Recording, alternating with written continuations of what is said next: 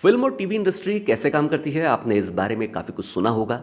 Even industry के लोगों के भी काफ़ी सारे ओपिनियंस आपको इस टॉपिक पर मिल जाएंगे, लेकिन मुंबई जाकर इंडस्ट्री में अपना करियर बनाने को लेकर काफ़ी सारी बातें, काफ़ी सारे मिसकंसेप्शंस लोगों के दिमाग में हमेशा रहा करते हैं। नेपोटिज्म का कितना रोल रहता है, फिजिकल अपीयरेंस किसी आर्टिस्ट के लिए कितनी इंपॉर्टेंट है, साथ ही वो दौर जब इतना ज़्यादा कंपटीशन इंडस्ट्री में है, ऐसे में आर्टिस्ट के लिए क्या क्या ऑप्शंस हो सकते हैं, इन्हीं सब पर बात की है हमने हमारे स्पेशल गेस्ट एक्टर दर्शन दवे से। टीवी पर कई प्रोग्राम्स में आपने इन्हें देखा होगा। अपने पहले सीरियल में इन्होंने बेस्ट एक्टर जूरी अवार्ड जीता था। रिवाइटल के पहले एड में ये मॉडल रहे हैं। पृथ्वी थिएटर पर कई प्लेज में इन्होंने मेन लीड और एज म्यूजिक कंपोजर काम किया है। नेटफ्लिक्स की हालिया सीरीज स्कूप में ये दिखाई दिए थे। क्राइम पेट्रोल, सावधान इंडिया के कई एपिसोड्स में इन्होंने कॉप रोल्स किए हैं। टीवी ऑडियंस इन्हें घर एक सपना, मेरा ससुराल, बेगूसराय, दूसरी माँ जैसे काफ़ी सारे सीरियल्स के लिए जानती हैं। इनके आने वाले प्रोजेक्ट्स में करगिल वॉर थीम पर एक web series, as lead hero एक फिल्म और एज प्रोड्यूसर एक मेगा शॉर्ट फिल्म शामिल हैं। साथ ही ये दर्शन दवे एक्टिंग इंस्टीट्यूट भी रन कर रहे हैं। तो मुलाकात करते हैं actor, writer, singer, director, producer Darshan Dave से। कहते हैं कि जो बॉम्बे की फिल्म इंडस्ट्री है, वहाँ एक बार जब इंसान काम करने लगता है तो उसका वापस लौट कर के आना काफ़ी मुश्किल हो जाता है। वहाँ से वापस लौट के आना और वहाँ साथ में काम करना थोड़ा-सा लोगों के लिए एक आश्चर्य में डालने वाली बात ज़रूर होती है। लेकिन हमारे साथ आज दर्शन दवे मौजूद हैं, जो कि बॉम्बे फ़िल्म इंडस्ट्री में काम कर रहे हैं और जयपुर में हैं। और एक बड़ा सवाल मेरे दिमाग में सबसे पहले इनसे बात करते वक़्त यही था कि कैसे मैनेज किया आपने और ऐसा क्या अट्रैक्शन है कि आप जयपुर में रहना चाहते हैं? क्योंकि बहुत सारी बातें इसको लेकर के होती हैं कि जनरली लोग लौट कर के आते हैं जब वहाँ से काम पूरा कर चुके होते हैं, लेकिन आप साथ में काम कर रहे हैं, कैसे मैनेज करते हैं? और बहुत ही टैलेंटेड एक्टर हैं, साथ ही इनकी और भी जो इंटरेस्ट हैं, वो इतने ज़्यादा हैं कि धीरे-धीरे करके उनके बारे में आपको पता चलता जाएगा। दर्शन जी, आपका बहुत-बहुत स्वागत है। Thank you so much. और मेरा क्वेश्चन वही, अक्सर लोग कहते हैं कि बॉम्बे में काम मिल रहा है तो आप यहाँ क्यों आ रहे हैं? लेकिन आप यहाँ हैं, साथ में बॉम्बे में काम कर रहे हैं। मैनेज कैसे करते हैं? जयपुर क्या अट्रैक्शन है आपके लिए? और किस तरीके से इन सब चीज़ों को आप अपने इस वक़्त के नज़रिए से देखते हैं? देखिए, पहले तो जो एक सबसे बड़ा कंसर्न रहा बचपन से, वो ये कि अपने पेरेंट्स से दूर जाना, अपने शहर से दूर जाना, ये बहुत बड़ा सैक्रिफाइस है। जो अचीवमेंट्स आपके पूरे हैं, उसके लिए इतना बड़ा सैक्रिफाइस करना, वो कभी कोई गले नहीं उतरता। मुझे नहीं उतरता। अलग-अलग लोग हैं, तो यूनिवर्सल कोई लॉ नहीं है। लेकिन फिर भी मुझे ऐसा महसूस होता था कि मेरी ज़िंदगी का एक बहुत बड़ा एस्पेक्ट कहीं छूट जाता है, हर बार।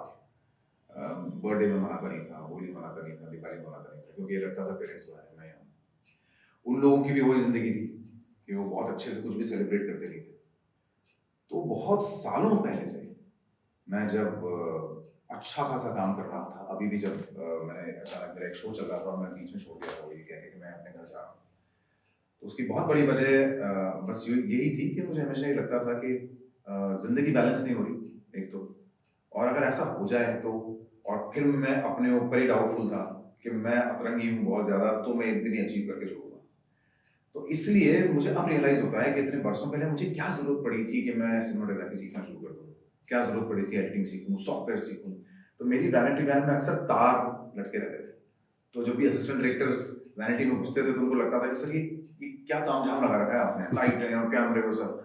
तो उनको ये लगता था, यार जो आदमी आराम से मगरमच्छ की तरह सो सकता है वैनिटी वैन में, क्या जरूरत पड़ी है कि इतना पढ़े, इतने ट्यूटोरियल्स देखे, हर चीज। तो शायद कहीं ना कहीं मुझे अपने ऊपर ये डाउट था कि मुझे बहुत जल्दी ये महसूस होने लग जाएगा कि अतृप्त जिंदगी नहीं जीनी है, अधूरी नहीं जीनी है। फिर भी लॉस हुआ, फिर भी फादर गुजर गए, फिर भी इंतजार करते करते वो चले गए, और अल्टीमेटली मुझे रियलाइज हुआ कि यार अब जितना सा बचा है वो तो पकड़े दोनों हाथों से।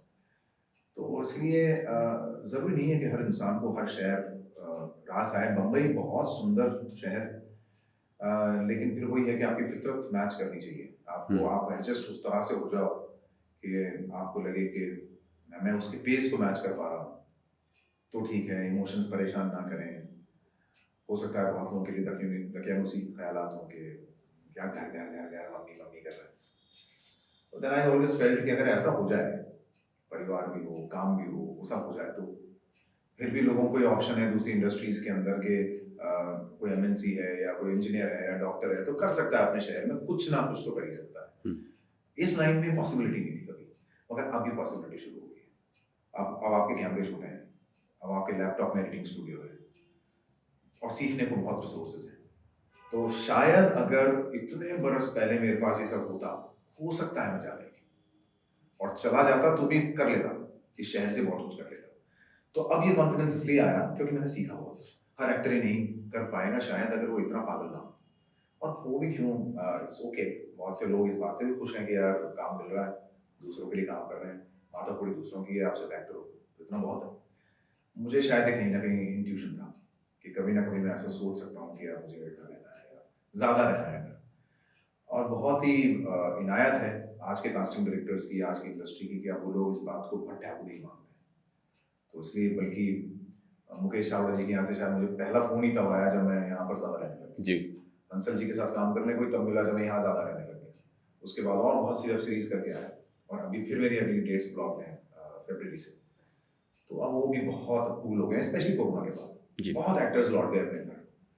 तो अच्छा लगा ये जान के कि वो लोग अब बुलाते हैं और इस बात को बिल्कुल रिएक्ट नहीं करता कोई कि आप वहाँ रहते हैं या वहाँ से आएंगे, ऐसा कोई नहीं करता। अभी मैंने एक फिल्म की है और उस प्रोजेक्ट के अंदर मैं सोचता था मैं ही बड़ा तुर्रम खाऊं जो वहाँ से आ रहा हूँ और किसको पता भी नहीं चलेगा। फिर आई रियलाइज के दूसरा लड़का आ रहा है जम्मू से, प्रोड्यूसर आ रहा है गुड़गांव से, तो पूरी यूनिट आया करती थी, काम करती थी, वापस चले जाते थे। क्योंकि देखिए 2 प्रोजेक्ट्स के बीच में बहुत टाइम लगता है, 3 महीने का गैप आ जाता है, कोई 4 महीने का। और स्पेशली जिनको लीड्स करना हो, जैसे हम लोग थे बहुत अड़े हुए थे कि करेंगे तो ऐसा रोल करेंगे, फिर उसमें तो बहुत लंबे लगे आपसे।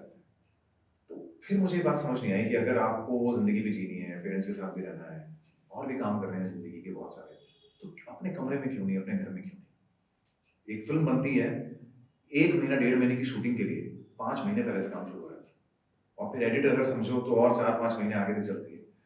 तो इस पूरे दौरान अगर आप किसी दूसरे शहर में पड़े और कमरे में बंद हो तो इट्स फुलिशनेस। जब आपको कमरे में ही बंद रहना है तो अपने गांव के, अपने डिस्ट्रिक्ट के, अपने स्टेट के कमरे में बंद रहो ना, जाके अपने जहाँ आप अपनी सोशल लाइफ को भी एंजॉय कर सकें, अपनी फैमिली के साथ में भी टाइम उनकी बिता सकें। जिम्मेदारियां भी निभा सको यार। जी। एक बहुत ही विचित्र चीज ये है कि इतने बरस नहीं ले जा पा रहे ना अपनी माँ को अस्पताल, घर टूट रहा है रिपेयर नहीं करा पा रहे ना, कोई जमीन आपने खरीद रखी है कहीं पे और मान लो दबा ली किसी ने, हाँ। तो तुम्हारे बेटे होने का फायदा क्या हुआ? सब कुछ तो बिगड़ रहा है घर के अंदर, संभाल दो कुछ नहीं रहो, तो फिर स्टार्टअप का करोगे क्या? तो आई जस्ट फेल्ट दैट कि नहीं यार मुझे ये भी करना है वो भी करना है। तो इसलिए बस ये वजह थी कि मुझे ये लगा कि जब पता नहीं चल रहा है लोगों को, उन्हें फर्क भी नहीं पड़ रहा है मैं कहाँ हूँ किस वक्त हूँ, लोग सीधा सा आजकल सवाल ये करते हैं सर परसों से डेट चाहिए, पूछते ही नहीं है आप कहाँ हैं जी। तो फिर क्यों यार ऐसा कर रहे हो? तो इसलिए मैं तो सभी को ये कहना चाहूंगा कि अब उतना फंसी होने की जरूरत है। तो मुझे ऐसा भी लगता है कि जयपुर आने के बाद आपको शायद एक्स्ट्रा टाइम मिला होगा, मेरा ऐसा मानना है। शायद वो चीज़ें, वो स्किल्स जिन पर कि आप पहले सोचते होंगे कि इनके लिए मुझे टाइम निकालना है, शायद आपने निकाला भी है। जयपुर आने के बाद आपकी जर्नी थोड़ी सी शायद ज़्यादा डाइवर्स हो गई है। ट्रांसफर भी हो गई। अच्छा, थोड़ा उसके बारे में जानना चाहता हूँ कि मैंने आपका सॉन्ग जो आपने पूरा कंपोज किया, लिखा भी था, कैसे मैनेज किया है सारा कुछ? और क्या ये पॉसिबल है कि एक आर्टिस्ट जिसे हम एक्सपेक्ट करते हैं कि उसको टीवी पे आकर के उसको एक्टिंग करनी है, अपने डायलॉग बोलने हैं, एक आम जो व्यूअर होता है उसको यही सोचना होता है कि तो कैसे आपने इतनी जगहों पर सब चीज़ों में अपने आप को एंगेज किया और उसके बाद रिजल्ट निकाला? देखिए थोड़ा सा तो गॉड गिफ्ट भी है। जैसे मैं सब लोगों से उम्मीद नहीं कर सकता कि तुम भी कंपोज कर लो, तुम भी गाना लिख लो। मीटर का सेंस होना, रिदम का सेंस होना या सुर का सेंस होना वो सिखाया नहीं जा सकता। जैसे म्यूजिक तो सिखाया नहीं जा सकता इस तरह कि मैं कहूँ कि जो बेताला है उसे ताल में ला देंगे, जो बेसुरा है उसको सुर में ला देंगे, वो तो ब्रेन का हिस्सा है। देयर इज सम मैकेनिज्म जो आपका सुर समझ में आता है, आपको सुर, आपको ताल समझ आती है, बीट समझ आती है, बेसिकली वो सिखाई नहीं जा सकती जी।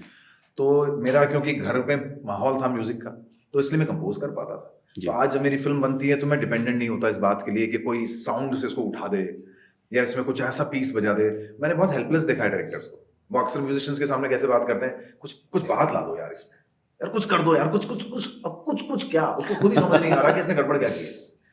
तो यार मजा नहीं आ रहा। सो इट्स अ प्रिविलेज अगर आप समझ पाओ एग्जैक्टली कि नहीं यार ये राग ही सही नहीं है, ये कॉर्ड्स ही सही नहीं है, इससे वो फील ही नहीं आती। या ये आवाज सही नहीं है, लिरिक्स सही नहीं है, इसको ऐसे कर दो थोड़ा, तो आप एग्जैक्टली बता पाओगे कि उस इंस्ट्रूमेंट में बजा ले प्लीज, या काउंटर मेलोडीज उस पर कर ले। अगर आप एग्जैक्टली वो बता पाओ तो ये प्रिविलेज है। लेकिन फिर भी मैं ये नहीं कहूंगा कि सबको कह सकता हूँ ये करो, क्योंकि ये सब नहीं कर सकते हैं, ये सच है। फिर भी रही बाकी विधाएं कि जैसे एडिटिंग है या स्पेशल इफेक्ट्स हैं, ग्राफिक्स हैं, वो बहुत कुछ सीखा जा सकता है। तो अब यार तुमको ये समझना पड़ेगा कि जहां सब बड़े स्टार्स अपनी फिल्में खुद बनाने लगे हैं, शाहरुख अपनी फिल्म बना रहे हैं, सलमान अपनी फिल्म बना रहे हैं, जॉन इब्राहिम अगर वापसी कर सके तो अपनी फिल्म बना के कर सके जी कंगना रनौत तो बहुत जल्दी समझ गई हैं कि मुझे खुद को ही कुछ करना पड़ेगा, जी तो खुद ही डायरेक्ट करने लग गई हैं बहुत। तुम क्या सोच के बैठे हो?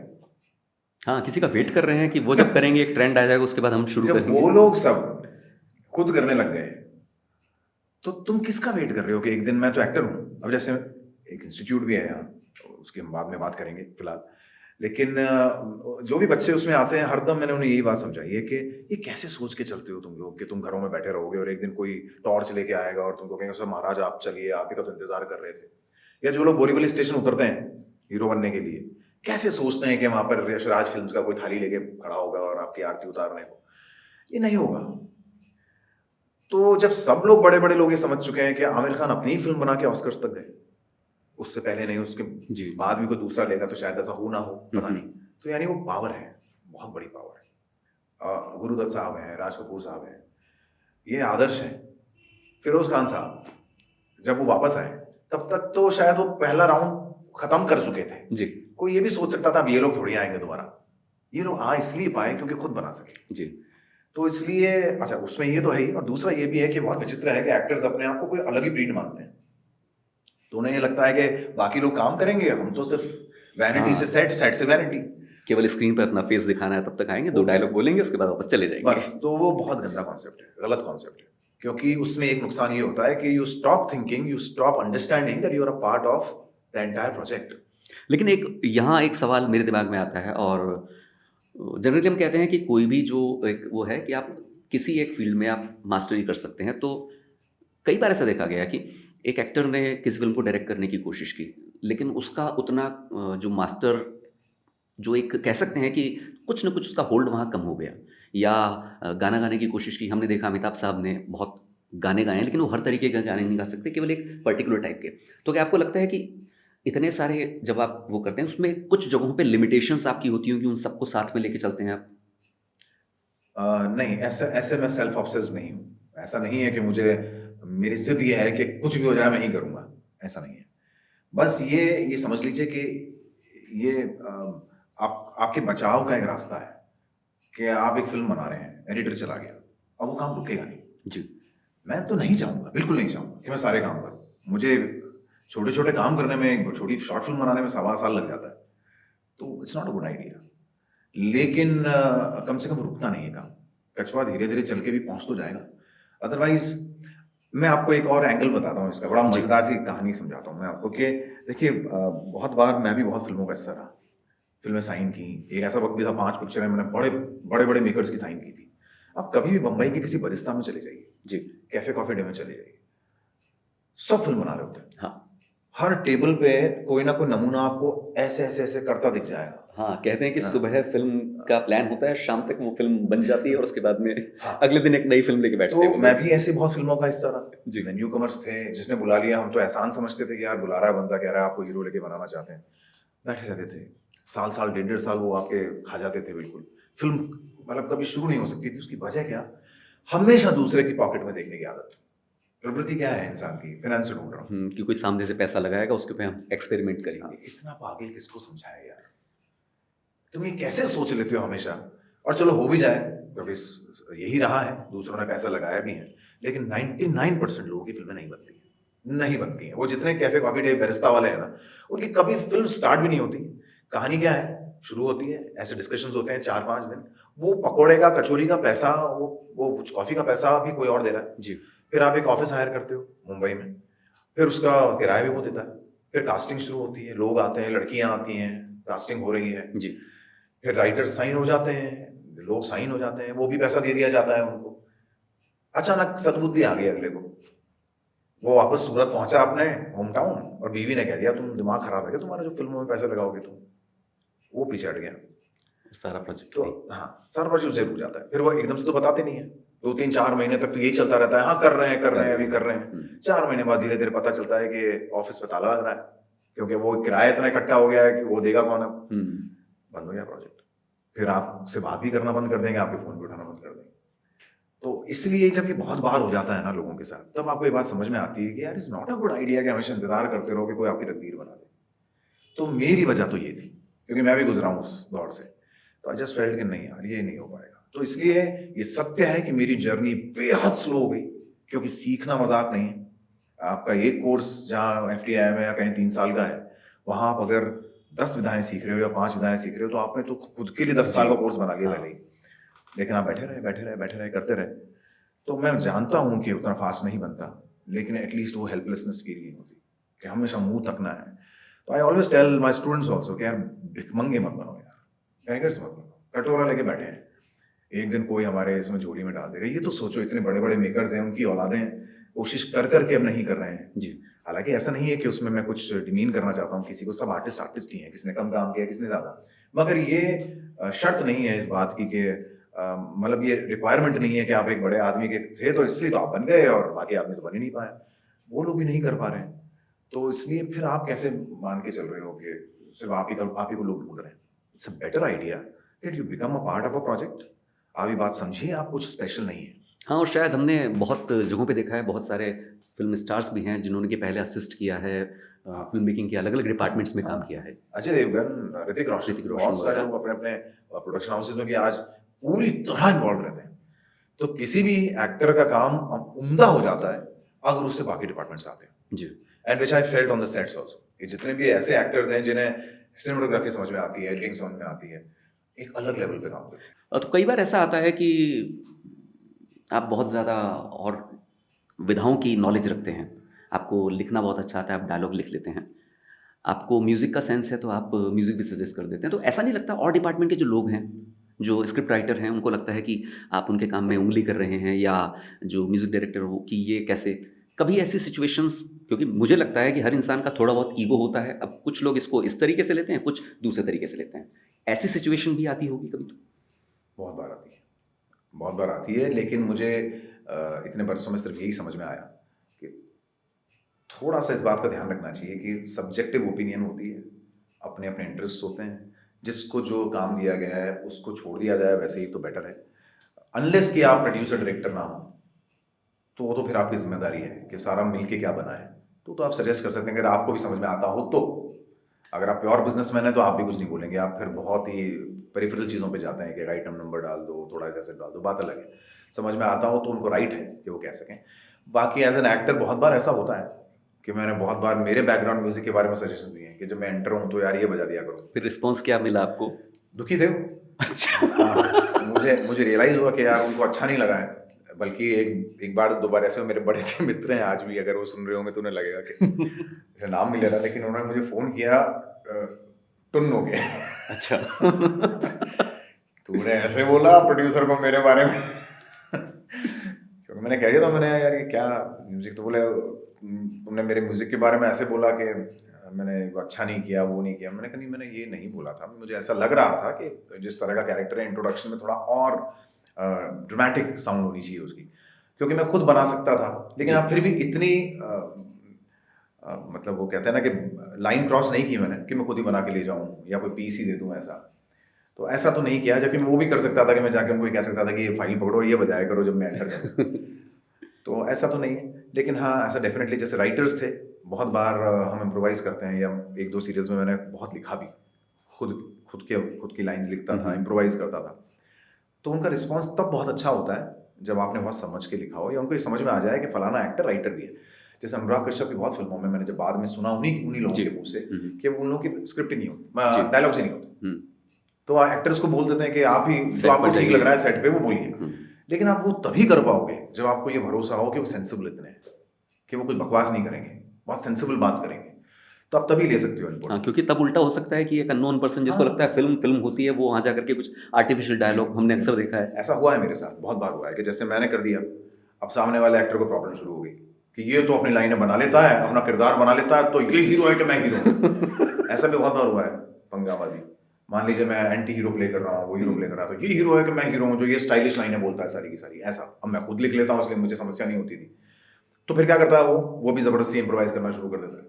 अब वो इतना गंदा इंप्रोवाइज कर रहा होता है कि वो ना उसका कोई सेंस बन रहा होता है, वो कहीं से कोई भी लाइन उठा के, तो कई बार मुझे बोल देते हैं फिर वो आगे, सर आप भी मत कीजिए, क्योंकि अब इसको कैसे कहते हैं हम कि तू मत कर जब आप कर रहे हैं तो इसलिए कई बार वो प्रोजेक्ट का सत्यानाश हो जाता है। तो इसलिए फिर अल्टीमेटली मेरे एक बहुत अच्छे प्रोड्यूसर थे, उन्होंने मुझे ये कहना शुरू कर दिया था कि जो भी तू इम्प्रोवाइज करता है वो इम्प्रोवाइज करके स्क्रिप्ट हमको भेज दिया कर, हम वही टाइप कराया करेंगे, ताकि उसको कभी पता ही ना चले कि तूने लिखी है। क्योंकि उनको तो अच्छा लगता है। राइटर्स ने मुझे बहुत बार बोला कि देखिए मैं अपनी कभी भी स्क्रिप्ट को छेड़ने नहीं देता किसी को, और मुझे अच्छा नहीं लगता, लेकिन जो आपने लिखा था वो इतना अच्छा था कि आई फेल्ट के ओके। क्योंकि उनके भी नाम का है ना प्रॉब्लम, कि अगर उनके नाम से कोई चीज़ जा रही है और बहुत गंदी जा रही है तो लोग ये कहेंगे कितना गंदा लिखा है यार तूने वो सीन। तो इसलिए वो तभी अलाउ करेंगे आपको जब उनको ये लग जाए कि एक्टर को खुद को भी कुछ चीज़ों की समझ। जी। डायरेक्टर्स हैं जैसे, तो बेगूसराय नाम का जो मेरा शो था जी। वो वही दोस्त मेरा डायरेक्ट कर रहा था जो मेरे साथ डायरेक्शन कोर्स में था। अच्छा। क्योंकि मैंने भी पहले फिल्म डायरेक्शन का कोर्स किया है, तो वो जो मेरे साथ था वही डायरेक्टर था। तो कई बार वो पूछता था क्या करना चाहता है तू सीन में, because somewhere may be he trusts के इसको भी वो सब बावला है। लेकिन इसमें ट्रस्ट बिल्ड होने में टाइम लगता है चीज़ों में। वो आपके वो तो पहले से जानता था जी, क्योंकि वो तो क्लास में ही था, तो उसको तो पता ही था ये तो बावला है, तो बैठा ही रहता है उसी चीज़ को लेकर और घंटों घंटों काम करता रहता है। तो इन नोज के वो केयरलेसली नहीं आएगा सेट पे, वो कुछ ना कुछ प्रिपेयर करके आया होगा। तो अब डायरेक्टर्स पूछते हैं डेफिनेटली, जैसे मुझसे तो पूछते हैं हरदम सीन से पहले कि वो क्या करना चाहता है सीन में, या और भी एक्टर्स से पूछते हैं जिनके ऊपर ये भरोसा हो कि ये लोग कहानी में घुसे हुए हैं, किरदारों में घुसे हुए हैं, उन पर भरोसा है कि यार ये फिल्म मेकिंग समझते हैं, इन्हें पता है कि हम असर क्या क्रिएट करना चाह रहे हैं। तो इसलिए सब एक दूसरे से पूछते हैं, सब एक दूसरे की मदद करते हैं, अनलेस कि वो उसको बिगाड़ ही ना दे। तो फिर बाकी डायरेक्टर, तो इसलिए कभी ये नहीं सोचना चाहिए अगर एक डायरेक्टर ने आपको ये लिबर्टी दी है कि आप कर लीजिए अपना कुछ, तो ये ना सोचें कभी कि बंदे को इसको नहीं आता, देखा मुझे आता है, ऐसा नहीं होता। मैंने काम किया बड़े डायरेक्टर के साथ, तो मुझे रियलाइज हुआ जो जितना बड़ा था उसने उतनी आज़ादी दी काम करने की। उसका मतलब ये नहीं था उसे नहीं आता था, मगर वो इतना कॉन्फिडेंट है अपने में कि एक तो वो इनसिक्योर नहीं होता किसी भी बात से, और दूसरा ये है कि उसे पता है कि अगर ये गलत जाएगा तो मैं रोक लूंगा। ही इज अ डायरेक्टर, तो लिटरली उसे पता है कि भाई जहाज का ही पकड़ ले तू और हैंडल इसको जिधर ले जाना है उधर ले जा, लेकिन अगर कहीं उल्टी दिशा में जाएगा बता दूंगा तेरे को। ओके। यहाँ पर एक जो जैसे आपको सिंगिंग का भी, आपके सॉन्ग्स भी हैं, सुने भी हैं, देखे भी हैं, यहाँ एक चीज़ और आती है कि कई बार ये आता है, जैसे इसी टॉपिक को मैं थोड़ा और आगे खींचूँ कि किसी दूसरे डिपार्टमेंट में इंटरफेयर क्यों कर दिया। तो कई ऐसे लोग हैं, कई ऐसे आर्टिस्ट हैं, उनका ओपिनियन हो सकता है, लेकिन उनका एक ही कहना है। सोनू निगम साहब, वो उनका ये एक अलग टेक है, उनका कहना है कि एक्टर भी गाना गाने लग गए हैं, वैसे पहले भी गाते थे लेकिन वो चीज़ आती है। तो इसको लेके क्या सोचते हैं आप? देखिए सोनू जी की मैं बहुत इज्जत करता हूँ as a singer, self made बंदे हैं, लेकिन एक बात मुझे जो वजह लगती है कि लोग ऐसा क्यों करते हैं, उसकी बहुत बड़ी वजह है। देखिए आज तो सभी गाने लगे हैं, जो खुद गाता है वो एक्टिंग करता है सब। सोनू जी भी एक्टिंग करते हैं, बरसों से कर रहे हैं जी। जितने भी आपके सिंगर्स हैं वो सब अपनी वीडियो में खुद स्टार करते हैं। पूछिए उनसे आपने एक्टिंग की ट्रेनिंग ली है क्या नहीं, तो आप क्यों कर रहे हैं स्क्रीन के ऊपर? तो इसलिए फिर तो ऑब्जेक्ट तो एक्टर्स को भी करना चाहिए कि भैया अपना काम करो ना यार, क्यों तुम मेरे धंधे पे लात मार रहे हो? तो क्यों करते हैं सब? क्योंकि अल्टीमेट चक्कर क्या है कि सबको दिखना है, और दिखना है और लोगों की नज़र में रहना है, उनकी मेमोरी में रहना है। एक बहुत अनफॉर्चुनेट चीज़ क्या है कि आप जब गाने आते हैं तो बड़े बोस्ट करके सिंगर्स ये कहते हैं कि मैं 15 मिनट में, 20 मिनट में, 30 मिनट में डब कर देता हूँ पूरा गाना। तो ये जो गाना आप फिल्म में सुनते हैं, लिटरली प्रोफेशनल सिंगर्स आधे घंटे से ऊपर नहीं लेते हैं इसको गाने में। बट आपको समझना पड़ेगा कि वो जो कंपोजर है ना, हो सकता है वो 1 महीने से उस गाने में बैठा, फिर उसका अरेंजमेंट होता है, प्रोग्रामिंग होती है, उसकी सारी उसकी मिक्सिंग होती है, मास्टरिंग होती है, लिरिसिस्ट पता नहीं कब से लिख रहा होगा। जब आप मिक्सिंग करते हैं किसी गाने की, दूसरी सुबह सुनते हैं ना, कई बार वो आपको गाना गोबर लगता है सुनने में, अरे हॉरिबल सुनाई दे रहा है यार। स्टूडियो में तो बहुत अच्छा सुनाई दे रहा था, कार में तो बहुत ही गंदा सुनाई दे रहा है। फिर आप किसी और दूसरी जगह सुनते हैं, फोन में और गंदा सुनाई देता है, फिर आप दोबारा मिक्स करते हैं, सही करते करते करते करते जब तक आपको सेटिस्फैक्शन नहीं हो जाए, वीक्स निकल जाते हैं कई बार। और फिर लाइमलाइट कौन ले जाता है? हर कैसेट के ऊपर फोटो किसकी होती है? सिंगर्स की। जब तक ये रहेगा, जब तक आप लोगों को ड्यू क्रेडिट नहीं देंगे उनका, जब तक आप ये चीख चीख के नहीं कहेंगे कि साहब मैं सिंगर हूं मगर ये कंपोजर हैं जी, इन्होंने गाना बनाया था, ये लिरिसिस्ट हैं, इन्होंने गाना लिखा है, किसका दिमाग खराब है। अब जब ऑटो ट्यून आ गया है तो ये कहते हैं करेक्ट कर लेते हैं नोट्स, वो 100 बार करेंगे। इसलिए करेंगे क्योंकि अगर वो ऑटो ट्यून से अपना गाना करेक्ट करके खुद गा लेते हैं तो उनकी फोटो आएगी फिर ऊपर पोस्टर पे जी। नहीं किया तो आप ही की आएगी। तो इसलिए मैं नहीं हूं सिंगर तो भी 100 बार गाना चाहूंगा। मेहनत तो मेरी हो गई यार, 1.5 महीने से मैं उस गाने को बना रहा हूं। और दुनिया इस बात को मैं फिर कहना चाहूंगा, देखिए बहुत बार ऐसा होता है, सिंगर्स की अपनी जगह है, लेकिन एक अच्छे से अच्छा सिंगर वाहियात गाने को गाता है ना, गाना नहीं चलता है क्योंकि गाना ही बकवास है। एक बहुत अच्छा एक्टर है, फिल्म ही बकवास है, कौन देखेगा। हाँ, उसमें फील होना चाहिए, जो कंटेंट आपके पास आ रहा है वो उस लेवल का होना तो चाहिए। जिसने तब आप बनाया जी, उसके तो अते पते नहीं है, उसको भी पूरा क्रेडिट मिलना चाहिए। वरना ये होता रहेगा, होता रहेगा। ये हमेशा होता रहेगा। आप ये पूछते रहे कि अब जैसे एडिटर्स हैं, एक एक्टर ने जितने गूफअप किए वो सब एडिटर छुपाता है जी। तुमने जितने फंबल हुए, तुमने जितने रिटेक्स दिए, किसी को नहीं पता। तुम बाहर आके कहते हो क्या परफॉर्म किया है, वो एडिटर उस पर क्या सोचता होगा बैठा हुआ, मन में गालियां देता होगा। क्या भाई तेरे 20 रिटेक में से 4 रिटेक में से चौथा सेंटेंस निकाल के मैंने एक सेंटेंस बनाया है और तारीफ तेरी हो रही है। मैं अपने परिवार के साथ सबसे लास्ट कुर्सी पे बैठा हूं थिएटर में और कोई जानना भी नहीं चाहता कि इसको एडिट किसने किया था। तेरे थोबड़े पे जितने पिंपल थे वो मैंने पोस्ट प्रोडक्शन में छुपाए हैं, मेरे को कोई जानता ही नहीं है। तो इसलिए जिन्होंने वो सीखा है ना वो ही ये बता सकते हैं, एक एक्टर होते हुए भी, क्योंकि मैंने बाकी विधाएं सीखी हैं तो इसलिए मुझे दुख होता है इन बातों पे, बिकॉज आई रियलाइज के कैसा लगता है। आप एक दिन आते हो, आपको वैनिटी मिलती है, आप स्टार बन जाते हो और आप आराम से चैन से बैठते हो और चाय लाओ स्पॉट दादा और ये लाओ वो। आपको पता भी है क्या कि जो लोग सीरियल्स के अंदर जितने भी एडिटर्स हैं उनको सबको बैक प्रॉब्लम्स हैं, किसी को पाइल्स हो रहे हैं, किसी को और प्रॉब्लम्स हो गई हैं, बैठे बैठे पूरी रात स्टूडियो में सोते हैं। एक आदमी कर रहा होता है एडिट, दूसरा जमीन पे ही सो जाता है ऐसे साइड में, क्योंकि अब उससे जागा नहीं जा रहा, क्योंकि डेली सोप है, टाइम ही नहीं है। आपने गूफअप किया, डायरेक्टर ने लेट किया या एक्टर्स की वजह से लेट हुआ, एक्टर छुट्टी पे था, दूसरे दिन वो शूट हुआ, आज सुबह शूट होती है, शाम को टेलीकास्ट होता है रात को, एंड में कौन बचता है? एडिटर। सारा कचरा उसको 3 बजे पहुंचा दिया जाता है स्टूडियो, अब एडिट करिए, एडिट कर दो यार 5 बजे से पहले चाहिए यार। उस आदमी पे किस लेवल का प्रेशर होता है आप सोच नहीं सकते। और फिर वो एडिटर बैकग्राउंड म्यूजिक वाले को कहता है तेरे पास 2 घंटे हैं यार, तो प्लीज इसको भेज दे। यही लोग हीरोज हैं। और जब टीवी पे कुछ गलती दिखाई देती है तो एडिटर की बात आती है फिर कि एडिट कैसा क्यों है। तो इसलिए सब कंफर्टेबल रहते हैं, सब कंफर्ट में रहते हैं, लेकिन कभी पूछिए उन लोगों से जो वाकई इसको कंपाइल करके इसको एक खूबसूरत शक्ल देते हैं, इतना जल्दी कलर करेक्शन करते हैं उसका और इतना जल्दी उसके एक म्यूजिक बैकग्राउंड म्यूजिक ले करते हैं, आवाज सही करते हैं लोगों की, वापस टेलीकास्ट हो जाता है। जरा सी गलती आ गई क्वालिटी चेक के अंदर तो एडिटर की बैंड बज जाती है। जब तक आप नहीं क्रेडिट देंगे इन लोगों को भी, तब तक ये हमेशा ही सोचना शुरू कर देंगे कि भैया मैं नाम कैसे पाऊं। उसका पेन आप समझ ही नहीं पा रहे हैं, कैसा लगता है जब आप एक छोटी सी फिल्म में इतने इतने महीनों बैठे रहते हैं उसको करने के लिए। तो मैंने जब से शुरू किया तब से मैं ये समझ पा रहा हूँ कि ताकत भी है, एहसास भी है, बल्कि यूँ कहिए बाकी डिपार्टमेंट सीखना आपको हम्बल बना देता है। फिर आप वो हैंकड़ी वाले हवा में उड़ने वाले पेन समझ पाते हैं आप उनका कि ये किस कंडीशन में काम कर रहा है। आप उस तरह के हवा में उड़ने वाले एक्टर रहते नहीं है। फिर आपको सब समझ में आता है कि इन सबको इज्जत देनी बहुत ज़रूरी है। अच्छा, मैं वापस आपकी एक बार एक्टिंग जर्नी पर थोड़ा बात करूँगा। मुझे ऐसा लगता है, हो सकता है मैं गलत हूँ, मुझे ऐसा लगता है कि जब नेगेटिव शेड में या एंटी हीरो का कैरेक्टर आपको मिलता है आप कुछ कमाल करते हैं उसमें। ये मेरा मानना है, क्या आप भी ऐसा मानते हैं? मेरी बात कर रहे हैं कि मैं आपकी बात कर रहा हूँ, मैं दर्शन दवे जो आर्टिस्ट हैं उनकी बात कर रहा हूँ। कितना मिसलीडिंग है सोचिए। मैं असली जिंदगी में बिल्कुल वैसा नहीं हूँ। नहीं, मैं कैरेक्टर की बात कर रहा हूँ। हाँ, लेकिन बड़ी मजेदार सी बात मैं आपको रिवील कर रहा हूँ कि जितना स्टाइलिश तरीके से मैं आया हूँ, शुरू में जब आया था तो सबके अरमान होते हैं ना कि बड़ी फिल्में करें, ये करें। मैं बहुत फॉर्चुनेट, बहुत किस्मत वाला रहा कि मुझे हमेशा मेल ओरिएंटेड शोज मिले, चाहे घर एक सपना हो, चाहे वो बेगूसराय हो, हमेशा लड़के उसमें उनके करने को कुछ था। अदरवाइज हमेशा ये है कि वो सास बहू के जो सीरियल्स हैं उसमें आप एक पजामा कुर्ता पहन के पीछे खड़े हो, आप क्या हो रही है, आप उसको बस कह रहे हो चुप हो जाओ, और क्या करोगे। मैंने क्राइम पेट्रोल भी इसलिए करना शुरू किया बिकॉज आई फेल्ट के यार कम से कम करने को बहुत कुछ होता है, इतनी सी देर के अंदर you are the main centre of attraction है, आप उसके आप अगर केस सॉल्व कर रहे हैं। तो मैं क्योंकि हमेशा पुलिस ऑफिसर प्ले किया है उसमें।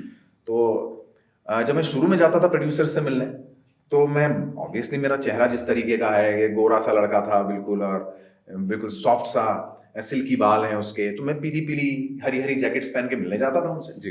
कि रोमांटिक रोल करना। डेफिनेटली अजय सिन्हा जी ने दिशा ही बदल दी मेरी जिंदगी की। उन्होंने अचानक एक अंडरवर्ल्ड का कैरेक्टर दे दिया। मतलब जिसको आप रोमांटिक कैरेक्टर समझ रहे थे उनको वो गुंडा लगा। हाँ हाँ, ये कह लीजिए गुंडा लगा। लेकिन फिर वो हीरो भी हो गया शो का। जी। फिर वो सब कुछ भी करने लग गया, गाना भी गाने लग गया, डांस भी करने लग गया। हाँ, ये हो सकता है जो आप कह रहे हैं ना, ये बिल्कुल हो सकता है कि उन्हें मेरे चेहरे के अंदर वो दिखाओ कि ब्लंट भी बन सकता है, ये रॉ भी बन सकता है, ये खतरनाक भी लग सकता है, हो सकता है। लेकिन मतलब आज असली जिंदगी में जब मैं अपने आप को देखता हूँ तो मैं कहीं रिलेट ही नहीं कर सकता, क्योंकि जो कैरेक्टर्स मैंने किए बहुत पावरफुल हैं। तो फॉर्चुनेटली मुझे वो बंदूकों के रोल और स्लो मोशन में एंट्रीज और जूता बाहर निकल रहा है और वो सब इतना करने को मिल गया है अभी कि आई जस्ट फील कि अब मैं और कुछ करना चाहता हूँ, क्योंकि वो अब हो गया रूटीन में। शायद इतने तो कॉप्स प्ले कर चुका हूँ, अंडरवर्ल्ड इतना प्ले कर चुका हूँ, तो अब मैं, मेरा सच में दिल भरा उस चीज से कि नहीं, मैं जो करना चाहता था मैंने किया। बहुत पावरफुल रोल्स किए हैं हमेशा से, तो इसलिए वो है। तो आप जो कह रहे हैं कि दर्शन कैसा लगता है, डेफिनेटली वो तो सब तो यही कह रहे हैं कि बड़ा अच्छा लगता है। मुझे नहीं पता मेरा शेड बदल जाएगा तो उनको कैसा लगेगा, लेकिन हाँ, मैं पर्सनली अब ऐसा फील करता हूँ कि अगर आप मुझसे यही कराते रहेंगे तो मुझे अभी भी याद है, मुझे बहुत बड़े मेकर ने वही लैंग्वेज, क्योंकि मैं किसी शो में बिहारी बोल रहा था। अच्छा। उसके बाद बहुत बड़ी फिल्म में उन्होंने मुझे बहुत बड़े कैरेक्टर के लिए बुलाया, लेकिन बोला लैंग्वेज यही बोलनी है, सेम कैरेक्टर है। मैंने कहा सर मैं इसको 5 साल करता करता पक गया, तो मैं नहीं करूँगा। तो मैंने बड़ी बड़ी फिल्में छोड़ी हैं सिर्फ इसीलिए, बिकॉज आई फेल्ट कि नहीं, टाइप नहीं हो, फिर भी बच नहीं सकते आप। मैं भी टाइप नहीं हूँ डेफिनेटली, कि जब उनको लगता है कोई भी ऐसा पावरफुल कैरेक्टर चाहिए, वो स्लो मोशन वाला बंदा एंट्री लेगा। असली जिंदगी में मैं बिल्कुल भी वैसा नहीं, बहुत बुद्धू सा बच्चा हूँ। आई स्टिल फील मैं बुद्धू तो नहीं कहूंगा, लेकिन हाँ वो, क्योंकि मैं पर्सनली जानता हूँ, पहले से मिल चुका हूँ, तो मैं जानता हूँ। हाँ, तो आपका मतलब कहना यही है कि हाँ आप लल्लू से ही हो? नहीं, मैं ये नहीं कह रहा बिल्कुल भी। हाँ सर, वो तो मैं जानता हूँ आप ऐसा ही नहीं, हाँ, मेरा सच है, ये सच है जी। Because I have been like that. बहुत असली जिंदगी में मैं इस तरह रहा नहीं हूँ कि मैं अच्छा, कभी असली जिंदगी में आपने एक्टिंग की है कि कभी ऐसी कोई सिचुएशन फंस गए और उसके बाद वहां जाकर के स्टाइल दिखाने की जरूरत पड़ी? जैसे मैंने खासतौर पे देखा है कि किसी के पास थोड़ा सा भी अगर इन्फ्लुएंस है, थोड़ा पावर है, तो सामने वाले को जाकर वो उसको यूज़ करता है कि ठीक है, अगर आप वाकई में पुलिस ऑफिसर हैं तो सामने वाले को थोड़ा धमका सकते हैं, आप अगर मीडिया से हैं तो आप मीडिया का प्रेशर। कभी आपने अपने कैरेक्टर को जाकर के, ठीक है, कि अपने उस स्टाइल में कहीं गए हों, ऐसा कुछ कोई इंसिडेंट आपके साथ हुआ हो? कभी आपको कभी मौका मिला हो ऐसा, या आपने कभी कुछ किया हो, आज किया हो, पहले किया हो? हाँ, नहीं मतलब पता नहीं, शायद ये हो सकता है कि जो किरदार मेरे हैं वो मेरे अंदर तो है ही कहीं, क्योंकि एक एक्टर को टटोलना पड़ता है अपने अंदर से ही। आप मिमिक्री तो मैं कर नहीं रहा किसी की, तो अगर आप पूछें कि भाई जब आपको ये कहा गया कि अंडरवर्ल्ड का कैरेक्टर प्ले करना है, कि डॉन है वो और बहुत पावरफुल है, मतलब मेरी दशा वो थी, मुझे तब मिला था कैरेक्टर जब मैं इतना दुबला था कि मैं पैंट में अगर बंदूक लगा लूं तो पैंट सरकने लगा। अरे यार ये तो बड़ा गड़बड़ हो जाएगी। और फिर जो मेरे पीछे चलते थे बॉडीगार्ड, वो मुझसे दुगने साइज के, तो मेरे बॉडीगार्ड बने हुए हैं वो तो ऐसे, और मैं अधमरा सा बीच में ऐसे चल रहा हूँ। आई रियलाइज, मैंने कहा कुछ करना पड़ेगा इसका। फिर मैंने वो बटर की टिकिया लगा लगा के 3 ग्लास भैंस का दूध पी पी के मैंने रातों रात अपना वेट पुट ऑन किया और मोटा किया अपने आप उस किरदार के लिए। बट देन आई फेल्ट कि शायद कहीं ना कहीं मैंने अपने दिल ही टटोला होगा कि अगर मुझे ऐसा मौका मिलता, मुझे किसी की ऐसी की तैसी करनी होती तो मैं कर सकता था। सो देन आई फेल्ट कि हर इंसान में वो होता है, हर इंसान में एक अच्छा कैरेक्टर भी होता है, खतरनाक कैरेक्टर भी होता है। गुस्सा आ जाए तो वही इंसान जो कल तक बहुत सीधा था वो कई बार बहुत उल्टा हो जाता है। तो जो आप कह रहे हैं कि ऐसा हुआ क्या जिंदगी में, ऐसे बहुत इंस्टेंसेस हुए हैं। शायद इतना फिल्मी तरीके से तो नहीं किया होगा, लेकिन ये जरूर समझ में आया कि हाँ मैं रिजिड तरीके से हैंडल कर सका उसको, तब I was not soft. Otherwise मैं इस चीज के लिए, मेरी मम्मी भी कहती है ये तो खरगोश है, इसको देख के तो कोई भी ये सोच लेता है कि हाँ इसको नुकसान पहुंचाया जा सकता है, क्योंकि ये क्या रिटेलिएट करेगा। क्योंकि असलियत में ऐसा ही है कि बहुत बार मेरे साथ ऐसा हुआ है कि मुझे रियलाइज हुआ कि ये मुझे बहुत कम आंक गया, इसको लगा ये तो क्या चिल्लाएगा, ये क्या मारेगा, ये क्या डांटेगा, ऐसा। और जब मौका आया तो देन आई फेल्ट कि ये शायद सब में होता हो, तो देन आई फेल्ट कि उससे फिर मैंने ऐसे ही हैंडल किया कि अब मैं तुझे छोड़ूंगा, तूने मेरे साथ ऐसा किया था तो जब तक अब ये कहानी एंड नहीं होगी ना तब तक मैं छोड़ूंगी। तो समवेयर आई फेल्ट के शायद था वो दिखता है कभी कभी। चूंकि आपने जयपुर से बॉम्बे का अपना सफ़र किया, फिल्म इंडस्ट्री के अंदर आपने काम किया, टीवी में घर घर तक पहुँचे, यहाँ एक बात अक्सर कही जाती है और पिछले कुछ सालों में काफ़ी ज़्यादा बात हुई है कि नेपोटिज्म की बात की जाती है कि स्टार किड अगर आप हैं तो आपका रास्ता काफ़ी आसान हो जाता है। तो चूंकि आप बिल्कुल एक नॉन फिल्मी बैकग्राउंड से आपने इंडस्ट्री में एक शुरुआत की, एक इतना लंबा जिसमें कि बहुत तरीके के कैरेक्टर्स भी आपने प्ले किए। कैसे आपको क्या लगता है कभी कि अगर पीछे किसी का सपोर्ट होता या आप एक फ़िल्मी बैकग्राउंड से होते तो जो हालात हैं वो शायद अलग होते? आपको ऐसा लगता है कभी? देखिए, कोई किसी को बना नहीं सकता कुछ। अल्टीमेटली टैलेंट मैटर करता है, किस्मत भी बहुत मैटर करती है। क्योंकि मैं जानता हूँ कि जितने मोटिवेशनल स्पीकर आजकल हैं, वो उस चीज़ को बिल्कुल दरकिनार कर देना चाहते हैं, शायद इसलिए कि जो वीक फॉर्टिट्यूड वाले, मेंटल स्ट्रेंथ वाले या कॉन्फिडेंस वाले लोग हैं, वो बहुत जल्दी टूट जाते हैं इस बात से कि अरे यार, ये तो किस्मत का ही खेल है, तो फिर करना ही क्यों है। ऐसा हो जाता है। तो शायद इसलिए वो लोग ये कहते हैं कि कुछ फर्क नहीं पड़ता, कर्म ही सब कुछ है। लेकिन आप सही जगह पे सही टाइम पे थे, ये आप प्लान नहीं कर सकते। तो इसलिए वो भी मैटर करता है। बहुत से बड़े बड़े प्रोड्यूसर्स हैं, फाइनेंसर्स हैं, जिन्होंने कितने ही लोगों को ब्रेक दिया, अपने बेटों का करियर नहीं बना सके, है ना। और अब ये विचित्र है यार, बड़े बड़े स्टार्स पहले जो आए, जितने भी आए, सब लोग नॉन फिल्म फैमिली से थे। अभी भी राजकुमार राव है, आयुष्मान है और कार्तिक आर्यन है, दुनिया तो आ रही है बाहर से। तो कोई किसी की तकदीर बना नहीं सकता। तो इसलिए बहुत विचित्र लगता है कई बार ये कहना कि ये हो भी, और फिर वही वाली बात है। आप कह रहे हैं कि प्रोड्यूसर ने या किसी डायरेक्टर ने अपने बेटे को किसी को लॉन्च करने को कह दिया, ये मुलाकात करवा दी। आपके पिताजी ने नहीं किया कि ये सब कुछ आपके लिए? फोन नहीं करते थे आप एग्जाम में अपने बच्चों के लिए कि मेरा बेटा अपियर हो रहा है, जरा ध्यान रखना उसका? प्रैक्टिकल्स में नहीं फोन करते हैं कि आपके घर वाले इधर उधर? नौकरी के लिए नहीं लगाते हैं जोर, फलाने मंत्री जी से अपनी कास्ट के वो हैं, अपन वो करा लेते हैं। हर जगह नेपोटिज्म। तो ये कैसे सोचा आपने कि अगर एक एक्टर ये कर सकता है कि वो किसी को कहे कि भाई साहब एक बार देख लीजिएगा, मेरे बेटे से मिल लीजिएगा, अगर अच्छा लगता है तो उसको ब्रेक दे दीजिएगा, तुम नहीं करते? तो ये हावला किस बात का है? तुम्हारे पेरेंट्स करते आए, बचपन से तुम्हारे लिए करते आए, जहां उनकी जैक लग सकती है लगाते हैं, जहां जान पहचान हो सकती है वहां पर लोगों को फोन करते हैं। तब नहीं लगा कभी कि अनएथिकल है? तो ये क्या है? बल्कि मैं तो कहता हूँ एक दूसरा और एक पॉइंट है, अक्सर हम लोग डिस्कस करते हैं कि जनता जनार्दन किसी को बनाती है। मैं जो कह रहा हूँ ना, बना नहीं सकता कोई, जनता जनार्दन बनाती है, हमारी वजह से वो एक्टर है, हम नहीं चाहें तो। मतलब वो ये मानना चाहता है कि उसके वो जो साल भर में 900 रुपए खर्च हुए, उसने सलमान खान को बना दिया। मैं 150 रुपए का टिकट लेता हूं, मेरी वजह से तू है। तो भाई तू एक काम कर, सुन, तू अपने बेटे को बना ले, तू तेरे भाई को बना ले, चाचा जी मामा जी को बना ले। फिर तू जो कहेगा बोलेंगे वो। कि जब भी कोई मुद्दा आता है तो कहता है ना कि हमने इनको बनाया, ये कुछ बोल ही नहीं रहा है, इस मुद्दे पे इसको भी तो कुछ बोलना चाहिए। तो तू तेरे घर के लोगों को स्टार बना ले और उसके बाद उनसे बुलवाना जो बुलवाना हो। हर जगह माइक पे बोलते रहेंगे वो, जो भी बुलवाओगे तो। Is it that easy? आप ही हैं जो सबसे पहले पुतले जलाते हैं। अभी विराट कोहली का फैन हूं, एक मैच में वो 0 पे आउट हो गया तो तू सबसे पहले पुतला जलाएगा उसका। मैं सलमान खान का फैन हूं, जरा सा कुछ एलिगेशन लगाना शुरू कर देंगे सभी लोग, बायकॉट करना शुरू। हाँ, तो उतारते भी सबसे पहले वही हैं। और अगर आप वाकई ये कहते हैं कि मैं फलाने का फैन हूं और मेरी वजह से वो बना है, तो हर फिल्म हिट होनी चाहिए उसकी। अगर आप फैंस हैं तो उनकी बुरी फिल्मों को भी उतनी बार देखा कीजिए जितनी अच्छी बात है। इसी का एक दूसरा वर्जन वो भी मिलता है कि इंडस्ट्री में बहुत सारे लोग कि हमने इनको रिजेक्ट कर दिया। मतलब एक टॉप आर्टिस्ट जो हैं, जो आज फिल्म में बहुत अच्छा काम कर रहे हैं, लेकिन ये शुरुआत में मेरे पास रोल मांगने आए थे, इनको मैंने अमिताभ बच्चन तक के लिए, आज भी मैंने कई लोगों से सुना कि इन्हें शुरू में रिजेक्ट कर दिया गया था। तो बात लगभग दोनों तरफ से आती है कि आप ना तो किसी को बना सकते हैं, ना किसी को बनने से रोक सकते हैं। हाँ, अल्टीमेटली हम तो सब रिसीविंग एंड के ऊपर हैं, एंटरटेन होने जाते हैं, काम धाम छोड़ के 300 का टिकट लेते हैं जब, और 500 रुपये का पॉपकॉर्न लेते हैं, है ना। एक फैमिली चली गई तो आज 5000 रुपये लग जाते हैं।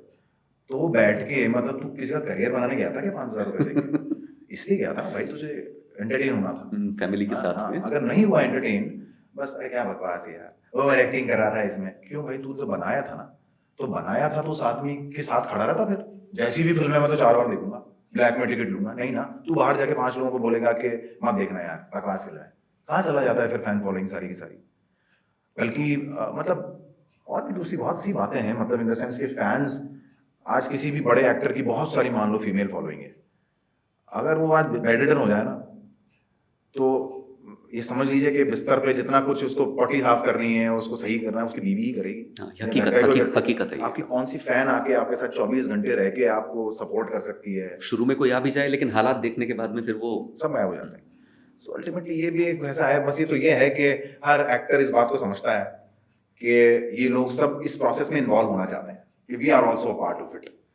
तो इसलिए वो भी कहते रहते हैं, जयपुर आ गए तो कह दिए जयपुर मेरे लिए ऐसी सिटी है जहाँ के मुझे यहाँ के लोग बहुत अच्छे हैं, इंदौर मॉर्निंग बहुत अच्छा है, यहाँ की इवनिंग बहुत अच्छी है।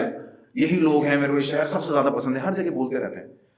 अदरवाइज तो जनता वाकई आई वुड से कि अनबायस्ड है, रूथलेस भी है बहुत जगह पे, कि अनकंडीशनली नहीं प्यार करते हैं, वो कंडीशन है। अच्छा करता रहेगा, एंटरटेन करता रहेगा तो तेरा फैन है। वरना कहीं सुन भी लिया ना गलती से कि साहब सुशांत सिंह राजपूत की डेथ हुई थी, फलाने एक्टर ने तो कुछ बोला ही नहीं, या वो भी उसके लिए रिस्पॉन्सिबल हो सकते हैं, बस गालियां देना शुरू। आता पता है नहीं, कुछ हुआ क्या था कुछ मालूम नहीं, तो आप रूथलेस भी बहुत होते हैं। आपको पता नहीं है कि आप उसकी जिंदगी कितनी नर्क कर सकते हैं, उसकी फैमिली लाइफ कितनी खराब कर सकते हैं। तो जब ऐसी इनसेंसिटिविटी है तो फिर ये दावा करना उचित नहीं है कि हम बनाते हैं, बिगाड़ते भी आप ही हैं बहुत बुरी तरह से। अच्छा, सोशल मीडिया आने के बाद ये बातें ज़्यादा हो गई है कि किसी एक स्टार की फ़ैन फॉलोइंग भी एकदम से बढ़ी है, तो उसके जो अगेंस्ट में बोलने वाले हैं, पोस्ट करने वाले, ट्रोल करने वाले हैं, वो भी एकदम से बहुत ज़्यादा बढ़े हैं। सोशल मीडिया भी एक नया मीडियम निकल के आ रहा है, इस पर मैं जानना चाहूँगा, क्योंकि आजकल माइक्रो फिक्शन नाम से कुछ चीज़ें चल रही हैं, उसमें 1 मिनट का या 1 मिनट से भी कम का जो कंटेंट है, उसमें एपिसोड्स बना करके। क्या आपको लगता है कि जो रेगुलर हमारा जो भी ट्रेंड चलता आ रहा है, फ़िल्म्स और टीवी के साथ में, ये जो नया ट्रेंड है, क्या ये कितना आगे जा पाएगा? क्योंकि मैं खुद बता रहा हूँ कि मेरा जो टीवी का वॉच टाइम है, आज से 10 साल पहले से शायद 10% रह गया होगा। जब मुझे न्यूज़ देखनी होती है एक अलग बात है, बाकी टीवी देखना, जो टीवी सीरियल्स वगैरह हैं, वो बहुत कम हो गया है। आपको लगता है ये जो चीज़ें हैं, ये मेन स्ट्रीम मीडिया में आ पाएँगी या किसी तरीके का पैरेलल कोई एक सिस्टम क्रिएट हो पाएगा? Mainstream media mainstream ही रहेगा, और ये पेरिफेरल मीडिया है, पेरिफेरल ही रहेगा। उसकी बहुत बड़ी वजह क्या है? अच्छा तो हुआ ही है सोशल मीडिया से, ये तो हुआ ही है कि आप ज्यादा लोगों तक पहुंच पाते हैं, मगर आप क्या लेके जा रहे हैं, उन्हें क्या परोस रहे हैं, ये हमेशा उन दो प्रजातियों में फर्क बना के रखेगी हमेशा। फायदा तो चलिए आपको हम लोग सब डिस्कस कर ही लेते हैं, इससे ये होता है पॉपुलैरिटी, पब्लिसिटी। नुकसान भी बहुत हुए हैं सोशल मीडिया के। एक बहुत बड़ा जो मुझे नुकसान नजर आता है वो ये कि पहले किसी को डॉक्टर बनना था तो एमबीबीएस करता था जी। तब जाके वो शौक पूरा होता था किसी दिन कि मेरे नाम के पीछे डॉक्टर लगे। अब ब्लंडर क्या हो गया है कि सिमुलेशन एम्यूलेशन एक वर्ड होते हैं ना, जैसे कि हवाई जहाज के पायलट्स को पहले किसी कमरे में बैठ के सिमुलेशन कराते हैं, सिमुलेशन के मतलब आप उड़ा ही रहे हो जी। ये स्टारडम का सिमुलेशन है बेसिकली। किया कुछ नहीं है लेकिन फॉलोअर्स चाहिए। तो ये बहुत बुरा क्या होने लगा है कि जहां आपको एक डायरेक्टर बनने के लिए बरसों लग जाते थे, पहले किसी प्रोजेक्ट पढ़ोगे या नहीं पढ़ोगे तो असिस्टेंट बनोगे, फिर काम कर करके सीखोगे, 10-12 साल में कहीं चीफ असिस्टेंट बनोगे, फिर उसके बाद कहीं एसोसिएट डायरेक्टर बनोगे, फिर डायरेक्टर बनोगे, नाम आएगा। वो शौक लोग आजकल पहले दिन ही पूरा कर लेते हैं क्योंकि आपके पास एक ईमेल अकाउंट है, उस यूट्यूब अकाउंट बन जाता है और आपने बड़ा बड़ा लिख लिया प्रोप्राइटर, डायरेक्टर, प्रोड्यूसर, हो गया शौक पूरा। फिल्म मेकर हो गया ना पहले दिन, डायरेक्टेड बाय, प्रोड्यूस्ड बाय फलाना फलाना। सिनेमाटोग्राफर का मतलब समझते हो क्या? जो अटेंडेंट आता है ना कैमरा लेके सुबह सुबह हर सेट के ऊपर, किराए के कैमरे होते हैं, तो वो आता है जो लेके, कैमरामैन कई बार उससे पूछते हैं ये तार कहाँ लगेगा, ये स्टैंड क्यों हिल रहा है, ऐसे क्यों नहीं होगा, वो उसको सब पता होता है, वो आपको बता देगा कि ये बटन ऐसे दबाना। असिस्टेंट को सब पता होता है? असिस्टेंट भी नहीं होता, वो तो अटेंडेंट होता है। अटेंडेंट को सब पता होता है। वो जो कैमरे की दुकान से बेचता है आदमी, जिसका है कैमरे की कंपनी, वो उस आदमी को सिर्फ इसलिए भेज रहा है कि मैं ध्यान रखना, इसको पैक करके वापस ले आना, सारे लेंसेज ले आना, सब चीजें वापस ले आना, जो हायर पे दे रहा है इक्विपमेंट। उस लड़के को भी सब पता होता है कि इसको कौन से बटन से चालू होगा, कौन से बंद हो जाएगा, कहां से जूम होता है, कहां से क्या होगा, सब पता है उसको, मगर वो सिनेमाटोग्राफर नहीं है। तो कोई भी लिख ले नाम के पीछे सिनेमाटोग्राफर, उसमें बहुत बड़ा फर्क है। कैमरामैन और सिनेमाटोग्राफर में बहुत फर्क होता है, या कैमरा ऑपरेटर में और सिनेमाटोग्राफर में बहुत फर्क होता है। शब्द या कोई भी डेजिग्नेशन पाना मजाक हो गई है, तो उन शब्दों की कीमत भी घट गई है, मजा ही चला गया। डायरेक्टर कोई भी अगर कह सकता है अपने आप को तो फिर ठीक ही है यार। तो ये समझना पड़ेगा कि बहुत फर्क है, दोनों में बहुत फर्क है। अगर मान लीजिए आप वेडिंग वीडियोस करते हैं, या आप डॉक्यूमेंट्रीज बनाते हैं, या आप एड्स बना रहे हैं, लोकल एड्स बना रहे हैं, कुछ भी कर रहे हैं, आप नहीं लिख सकते सिनेमाटोग्राफर अनलेस आप समझ में आए कि सिनेमाटोग्राफर का काम क्या है या डायरेक्टर का काम होता क्या है। कुछ नहीं पता है लेकिन औहदा चाहिए, पहले दिन से बन जाता है। एक ईमेल आईडी है, औहदा बन गया, I am a director, I am a cinematographer. ओ मेरे भाई, स्टार्ट का बटन पता है, उससे कोई कैमरामैन नहीं बनता है जी। There is a lot more that goes into it. तो इसलिए मुझे ये लगता है कि वो इम्पोर्टेंस धीरे धीरे खत्म हो गई सोशल मीडिया की वजह से। लोगों को यही लगने लग गया कि अब महिला संगीत वाला, एनुअल फंक्शन वाला, रील्स वाला, वेडिंग वीडियो वाला, फिल्म वाला, टीवी वाला, वेब सीरीज वाला, सब एक है। वो मान के चलते हैं मेरे को आता सर, एक्टिंग तो कर लेता हूं मैं। कैसे? रील बनाता हूं, रील आ रही है मेरी बहुत सारी, फॉलोअर है मेरे इतने। सुन के विचित्र लगता है कि अब ये एक ही हो गए। एक आदमी जिसको 15 साल लग गए वो सीखने में, और एक जिसने अभी भी नौसिखिए ने परसों शुरू किया, वो सब एक हो गए हैं, एक जैसे महसूस करने लगे। तो ये नुकसानदायक भी है, क्योंकि 10 साल बाद जब आपसे कोई पूछेगा कि आपने क्या किया, आपने कभी जिंदगी में सच में एक प्रोफेशनल सीरियल, एक प्रोफेशनल फिल्म, एक वेब सीरीज, एड कुछ नहीं किया, आप ये बताएंगे लोगों को 10 साल बाद मैं रील बनाता था। एक्सीडेंटल तरीके से आपकी एक रील वायरल हो गई थी, हाँ, और उसके बाद आपके इतने फॉलोअर्स हो गए। What have you done? What have you done? Will you say I am a reel maker? क्या किया जिंदगी में? रील बनाई मैंने। ये कितना विचित्र जवाब है। और आपको रियलाइज होगा कि 10 साल आपके निपट गए इस गलत फहमी में कि मैं कुछ कर रहा हूं, क्योंकि शायद 10 साल बाद कोई नई चीज आ जाएगी और तब ये चीज बिल्कुल नई चीज आउटडेटेड भी आ हो जाएगी। रील की लाइफ क्या है? गुरुदत्त साहब ने एक फिल्म बनाई, राज कपूर साहब ने फिल्म बनाई, उनकी लाइफ क्या है? आज तक 3 भी, और जनरेशन आज के निपट गई। हाँ, और आज के आगे भी रहेंगी। आगे रहेंगी, 3 जनरेशन चली गई, उसके बावजूद आज तक फिल्मों का रेफरेंस दिया जा रहा है, एक्टिंग स्कूल में पढ़ाई जा रही है। तुम्हारी रील कहां से निकालेगा कोई? इतना डेटा डालता है रोज का। वो जो 10 सेकंड का खेल तमाशा तुमने किया, एक गंदा सा वाहियात सा कोई जोक लेके 2 जने बैठे और हा हा हा बैकग्राउंड में डाल दिया, आवाज तुम्हारी नहीं, स्क्रिप्ट तुम्हारी नहीं। इंस्टाग्राम को ये भी समझ में आ गया कि ये रील भी ओरिजिनल नहीं बना पाएंगे, मगर एहसास तो कराना है इनको कि कुछ बना रहे हैं, तो आवाज भी खुद ही बना दी, डाल दिया छोटा सा मीम बना के, उस पर दुनिया अपना मुंह चला रही है। ऐसे करके वो खड़ा है, आवाज सनी देओल की आ रही है तो वो खुश है उस बात से। मुझे भेजते हैं बहुत से लोग काम पाने के लिए ऐसी रील्स कि जहां 10 सेकंड के लिए सनी देओल का डायलॉग चल रहा है, उसने उंगली उठा रखी है बस, and he feels that is acting. बोला तूने नहीं, स्क्रिप्ट तेरी नहीं, कुछ भी तेरा नहीं, बैकग्राउंड म्यूजिक भी तुम लोगों ने बनाने की जरूरत नहीं समझी थी, कुछ ही नहीं था, किसी और की आवाज चल रही है और आप उसके ऊपर एक्ट कर रहे हो। तो somewhere it's a different medium. So what I am saying is, अब हम लोग भी पटरी पे आ गए कि बहुत डिमीनिंग मत बोलो वरना बहुत लोगों को चुभेगी। तो इसलिए हम भी थोड़ा तमीज से उसको रखने लगे कि भैया चलो एंटरटेनमेंट का साधन है, हंस देते हैं। हम भी देखते हैं ना रील, कई बार हंस देते हैं, किसी चीज को देख के शेयर भी करते हैं। हाँ, कई बार अच्छा कंटेंट भी आता है, बट द पॉइंट इज उस कंटेंट की लाइफ इतनी कम है, बिल्कुल पानी का बुलबुला है। आपके सारा दिन फोन में रील्स आने लगी हैं, इंस्टाग्राम पे सारा दिन। मुझे तो खुद नहीं पता मेरे इनबॉक्स में इतने लोग क्यों भेजते हैं, मैंने तो मांगी नहीं, पूरा भरा रहता है। तो नतीजा ये होगा कि कई बार ऐसे मैसेजेस भी छूट जाते हैं जो वाकई आपसे कुछ बात करना चाहते हैं, तो कोई नहीं देखता सर, अब आजकल कोई नहीं देखता। तो यही एक तो उसकी सबसे बड़ी पहचान हो चुकी है कि यानी पता तक नहीं है। जहां फिल्मों में और वेब सीरीज में वो दिन आ गया है कि आज आप 4 फिल्में कर लें, आज आप नेटफ्लिक्स पे या अमेजॉन प्राइम पे देखते हैं तो आपको नहीं लगता है कि ये इसकी फिल्म कब आ गई। हाँ, आजकल की फिल्मों के तो नाम ही नहीं पता होते, क्योंकि एक एक्टर की 4 फिल्में ऐसी पड़ी हुई हैं ओटीटी पे जिसके बारे में आपने कभी सुना नहीं, और आपको लगता है 2.5 घंटे की फिल्म है। तो जब फिल्मों में ये दशा आ गई है तो तुम्हारी रील कौन याद रखने वाला है, जो हम देखते ही नहीं। अगर मुझे पता चल जाए ना बॉक्स है रील का, तो मैं क्लिक नहीं करता, क्योंकि मुझे मालूम है यहां भी वही वहां भी वही। फेसबुक पे जाऊं तो रील्स, यूट्यूब ने वैसे सत्यानाश कर लिया अपना शॉर्ट्स बना के। अच्छी खासी एक उनका एक फिल्म मेकिंग जैसा एक फ्रेम हुआ करता था। अब यूट्यूब देखो तो बस एक लंबे लंबे दोनों तरफ ब्लैक और बीच के अंदर एक लंबा सा, तो उन्होंने भी सत्यानाश कर लिया अपने पूरे उसका, कि अब वो भी रील बन गया पूरा मीडियम।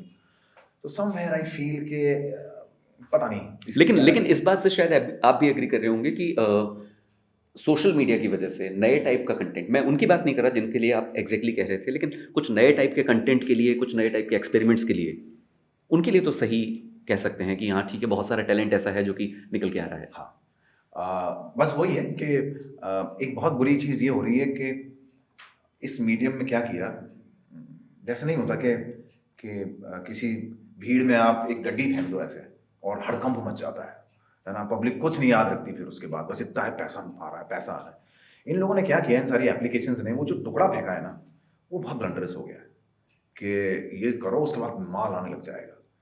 शायद बहुत कम परसेंटेज होगी जो कमाती है ऑनलाइन, बहुत कम परसेंटेज, बहुत कम यूट्यूबर्स को पैसा मिलता है। और जो सीरियस कंटेंट बनाते हैं यूट्यूब पे, इंस्टाग्राम पे, वो बेचारे स्ट्रगल करते हैं कि वहाँ डांस करके या कुछ अब्यूजिव जो वर्ड्स बोल करके उसके बाद में उनको आसानी से जो फॉलोअर से मिल रहे हैं। बिल्कुल, वो मोहतरमाएं जो सिर्फ अदाएं मार रही हैं, उनके मिलियंस में फॉलोअर्स, और जो लड़की ड्रमर है या फ्लूट बजाती है या पोएट है या पेंटर है या स्कल्प्टर है, वो 2000-2500 फॉलोअर्स पे बैठे हुए हैं। तो ये तो ब्लंडर्स है। तो फिर ये जरूर है कि शायद कि क्या हमें इस मीडियम पे आना चाहिए। जहां पे स्टार्स ये हैं कि जो बचकानी चीजें कर रहे हैं उसके ऊपर आप सिर्फ अगर एक गाने के ऊपर सिर्फ झटके मार रहे हैं और अदाएं मार रही हैं और मिलियंस में वो जो ठरकी हैं वो सब आपके फॉलोअर्स हैं, तो फिर एक अच्छी लड़की को उस पे आने से पहले 25 बार सोचना पड़ेगा कि मैं तो काम करना जानती हूँ बस।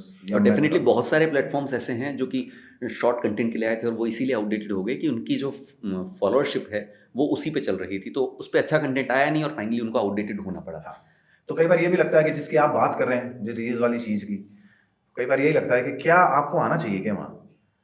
कोई एक लड़की है जो कथक परफॉर्मर बहुत अच्छी है ना, तो कई ऑर्केस्ट्रा पार्टीज भी होती हैं, चौराहों पे भी होती हैं, रुपए फेंके जाते हैं, पैसे फेंके जाते हैं, सीटियां बजाई जाती हैं, मगर जब कथक परफॉर्मर होगी, भरतनाट्यम डांसर होगी, वो कहीं बिल्ड ऑडिटोरियम में या किसी जगह जाके अगर परफॉर्म कर रही है तो कई बार तो 4 ही सीट भरी हुई होगी जी, आगे की, कोई सीटी नहीं मारेगा, कोई पैसे नहीं फेंकेगा, तो मतलब क्या करें? आ जाए वो सब वहीं पे जहां पर चवन्नियां फेंकी जाती हैं। तो आपको अपनी ऑडियंस भी तो ढूंढनी पड़ेगी जी। तो कई बार कुछ प्लेटफॉर्म इसलिए आपको रास नहीं आएंगे क्योंकि जिनके साथ आप खड़े हैं आपको नहीं जमेगा वो, क्या क्या क्या बकवास चल रही है। तो ठीक है, नहीं है भाड़ में जाओ, नहीं है फॉलोअर्स, अरे नहीं कर सकते वो सब रील्स। और फिर आप ये भी नहीं समझ रहे हैं कि आपको मजबूर कर रहे हैं कि सारा दिन आप यही करते रहो, क्योंकि एल्गोरिदम तुरंत आपको पीछे लाना शुरू कर देगी अगर आपने पोस्ट करना बंद कर दिया तो। ये आपको एडिक्ट बना रहे हैं क्योंकि आप कोई काम ना करो मैं कुछ और जिंदगी में, और मेरे पास 2500 काम है। एक आदमी फिल्म बनाना चाहता है, वो कब तक रील बनाता रहेगा? इतने दिन तो लिखने में लग जाएंगे, उसको प्लान करने में, उसका प्रोडक्शन करने में, फिर उसको शूट करने में। क्या वो यही करेगा कि सुबह उठते पहले तो खाना खाया तो उसको डाले, फिर पानी पिया तो उसको डाले, मैं घूमने गया था उसको डाले? तो आप पहले ही लोगों को सिर्फ इतना सा कह रहे हो और कुछ मतलब कचरा डाले जाओ डाले जाओ डाले जाओ, आप स्टार बन जाओगे। फिर आपको जब ये चीज समझ में आती है तब तक कई बार बहुत देर हो चुकी होती है, आपको रियलाइज होता है मैंने कोई ढंग की चीज तो बनाई नहीं पिछले, इससे तो अच्छा यही होता कि 2 साल में एक बड़ी फिल्म बनाता, अच्छी फिल्म बनाता, फिर जिसको देखनी होती देखता। लेकिन दुनिया के फॉलोअर्स हो रहे हैं, अरे चूल्हे में गए दुनिया के फॉलोअर्स, वो तो कर ही नहीं सकता था इसलिए कर रहा था, तू तो कर सकता था, तू भी वही करने लग गया सिर्फ इसलिए क्योंकि भीड़ जमा हो रही है। तो भीड़ का कॉन्सेप्ट मुझे तो समझ में आता नहीं। और जब आप बहुत ऐसे प्रोफेशंस हैं जहां बहुत काबिल होंगे ना, तो भी आप देखिएगा शहर में वो आएगा तो कम लोग आएंगे, फलाना जी आएंगे तो पूरा ऑडिटोरियम भर जाएगा। ये इस बात का प्रतीक नहीं है, परिचायक नहीं है कि वो बेटर था, नहीं, ये नहीं। भीड़ जुटाना तो मजमा मदारी भी जुटा लेता है, उसको बहुत बड़ी बात है। हाँ, सेम चीज़ को, अगर सेम क्वेश्चन को जिस टॉपिक पर हम आ गए हैं, OTT और जो आपके टीवी सीरियल्स हो गए या आपकी फिल्म्स हो गई, इनसे अगर कंपेयर करें, OTT के आने के बाद में कितना बदलाव आया है? एक तो क्योंकि कंटेंट हम देखें, वल्गैरिटी, न्यूडिटी, वायलेंस में एक्सट्रीम वायलेंस, क्योंकि सेंसर सर्टिफिकेशन जैसा यहाँ कोई सिस्टम नहीं है, फिर भी कंटेंट के हिसाब से देखें तो कुछ नई चीज़ें आ रही हैं और कुछ मास्टरपीस भी निकल के आ रहा है। इसको किस तरीके से देखते हैं? अच्छा है, मास्टरपीस निकल के आ रहे हैं डेफिनेटली, क्योंकि लिमिटेशन हो गई थी, कहीं प्रोड्यूसर्स एक ही पटरी पे चलने लग गए थे। एंटरटेनमेंट बिजनेस जो है वो लिटरली ऐसा हो गया था कि भेजा तो चलाना नहीं है और वो एक सेटअप बनाना है, बस किसी तरह से चीज़ें डाल देनी है उसमें मसाला और चल जाए तो चल जाए। तो लॉटरी हो गई थी लोगों के लिए। तो डेफिनेटली सेंसिबल फिल्म मेकर्स को एक ऐसा प्लेटफॉर्म चाहिए था जहाँ पर वो कुछ अलग ट्राई कर सकें। अदरवाइज आपको रूटीन प्रोड्यूसर तो बनाने नहीं देगा, आपकी स्क्रिप्ट उठा के फेंक देगा कचरे में, इसमें तो कुछ भी ऐसा नहीं है यार। जो मास अपील कितना विचित्र है। हम वो बना रहे हैं जो हम ये कहने लगे हैं मास अपील है। यार एक अच्छी शायरी में इसलिए ना लिखूं, एक अच्छा शेर इसलिए ना लिखूं, ऐसी गजल इसलिए ना लिखूं क्योंकि अरे लोगों के समझ में नहीं आएगी। इससे घिनौना और मतलब इससे ज्यादा बड़ा क्राइम नहीं हो सकता एक राइटर के लिए। वो अगर अच्छा श्रोता है, उसमें धेले की अक्ल है, वो खुद जाके पता करेगा उस शब्द का मतलब क्या है। इंटरनेट सबके पास है, गूगल सबके पास है। अगर वो इतना गधा है कि तुझको उसके लेवल पे गिर के शायरी करनी पड़े तो अपने आप को शायर कहना बंद कर दे। ये उनकी जिम्मेदारी है कि वो पता करें कि यार ये नया शब्द सुना है, यार ये क्या होता है, ये तो पता करना पड़ेगा। अगर आपने सबको गधा पहले मान लिया और फिर और बना दिया ये कह के कि तो मास अपील होती है, क्या किया तुमने? डफर्स की एक दुनिया तैयार कर दी जिसमें तुम भी डफर बन गए। तुमने इसलिए हिंदी सीखी थी, उर्दू सीखी थी, इंग्लिश सीखी थी कि तुम इतना जमीन पे बिल्कुल 2 कौड़ी का काम करने लग जाओ। तो पहले तो वो मुझे समझ में नहीं आया। तो शायद वही कहीं ना कहीं होने लगा था कि आप फिल्म मेकर हैं, अच्छा सोच सकते हैं, अच्छी स्क्रिप्ट, लेकिन बाजार नहीं है, लोगों को समझ नहीं आएगी। तो एटलीस्ट OTT ने वो माध्यम दिया लोगों को कि नहीं यार हम देखते हैं समझ आती है कि नहीं आती, और नहीं आती तो फिल्म देखेंगे, और जिनको आती है वो हमारा देखेंगे, OTT देखेंगे, क्योंकि कंटेंट बहुत है। हम किसी एक प्रोजेक्ट के दम पे सर्वाइव नहीं कर रहे हैं। तो अगर 40 में से हम तेरी अच्छी फिल्म में डाल देंगे तो बाकी 29 उनके पास हैं देखने के लिए। तो मुझे आई जस्ट फील के अच्छा हुआ। और रही बात न्यूडिटी की, और ये जो आजकल बहुत बोल्डनेस है, वो खच्चर हर जगह मिलेंगे आपको, जो दूसरों के दम पे एक रेप्लिका बना के कुछ बनना चाहते हैं। सब लोग क्रिएटिव नहीं हो सकते। ट्रेंड फॉलोअर्स बहुत होते हैं, ट्रेंड क्रिएटर्स कुछ ही होते हैं। कुछ क्या होते हैं, गिनती के इक्का दुक्का ही होते हैं। जैसे ही वो ट्रेंड चेंज करेगा, सब उसके पीछे लग जाएंगे। तो इसलिए किसी को फक्र होता है उस चीज में कि नहीं, मैं वही करूंगा, मैं तो ट्रेंड सेटर हूँ, मैं ट्रेंड बदलता हूँ। उनको उस बात का होता है स्वाभिमान कि मैं ट्रेंड बदलता हूँ। बाकी फॉलोअर्स हैं, एक ने न्यूडिटी की चीज बना दी, गाली गलौज की चीज बना दी, अब देखिए कितनी लाइन लगेगी उन बेसलेस सेंसलेस लोगों की, जो यूट्यूब वीडियोस के अंदर भी जो यूट्यूबर्स हैं। आपको लगता है क्यों गाली दी तूने अभी? अब लड़कियां गाली दे रही हैं, लड़के गाली दे रहे हैं, तो हर चीज में ऐसा लगता है कि सिर्फ इसलिए क्योंकि वो शॉक एलिमेंट डालना है कि लोग और से कहेंगे और गाली दे दी, उस दम के ऊपर आप प्रोजेक्ट चला रहे हो। तो शर्म तो आती है कई बार देखकर भी के, और ये भी मुझे तो विचार करने के, हमारा हिंदुस्तान ऐसा कब हो गया कि आपके माँ बाप भी खुश होते हैं ये बात देख के कि मेरा बेटा लाखों रुपया कमाता है गालियां देके, या इतना एडल्ट कंटेंट बनाता है। उनकी बहनें कैसे रिएक्ट करती हैं मुझे पता नहीं। अच्छा, मैं यहाँ एक चीज़ जानना चाहता हूँ। जब हम स्कूल में थे, 5th क्लास से पहले मैं जिस स्कूल में पढ़ा करता था, वहाँ हमारे जो टीचर्स वगैरह थे वो यार, जैसे दोस्ती में बोलते हैं यार, यार, और किसी ने गलती से साला बोल दिया, इस पर भी बहुत ऑब्जेक्शन करते थे। धीरे धीरे करके ये चीज़ें इतनी नॉर्मलाइज हो गई हैं।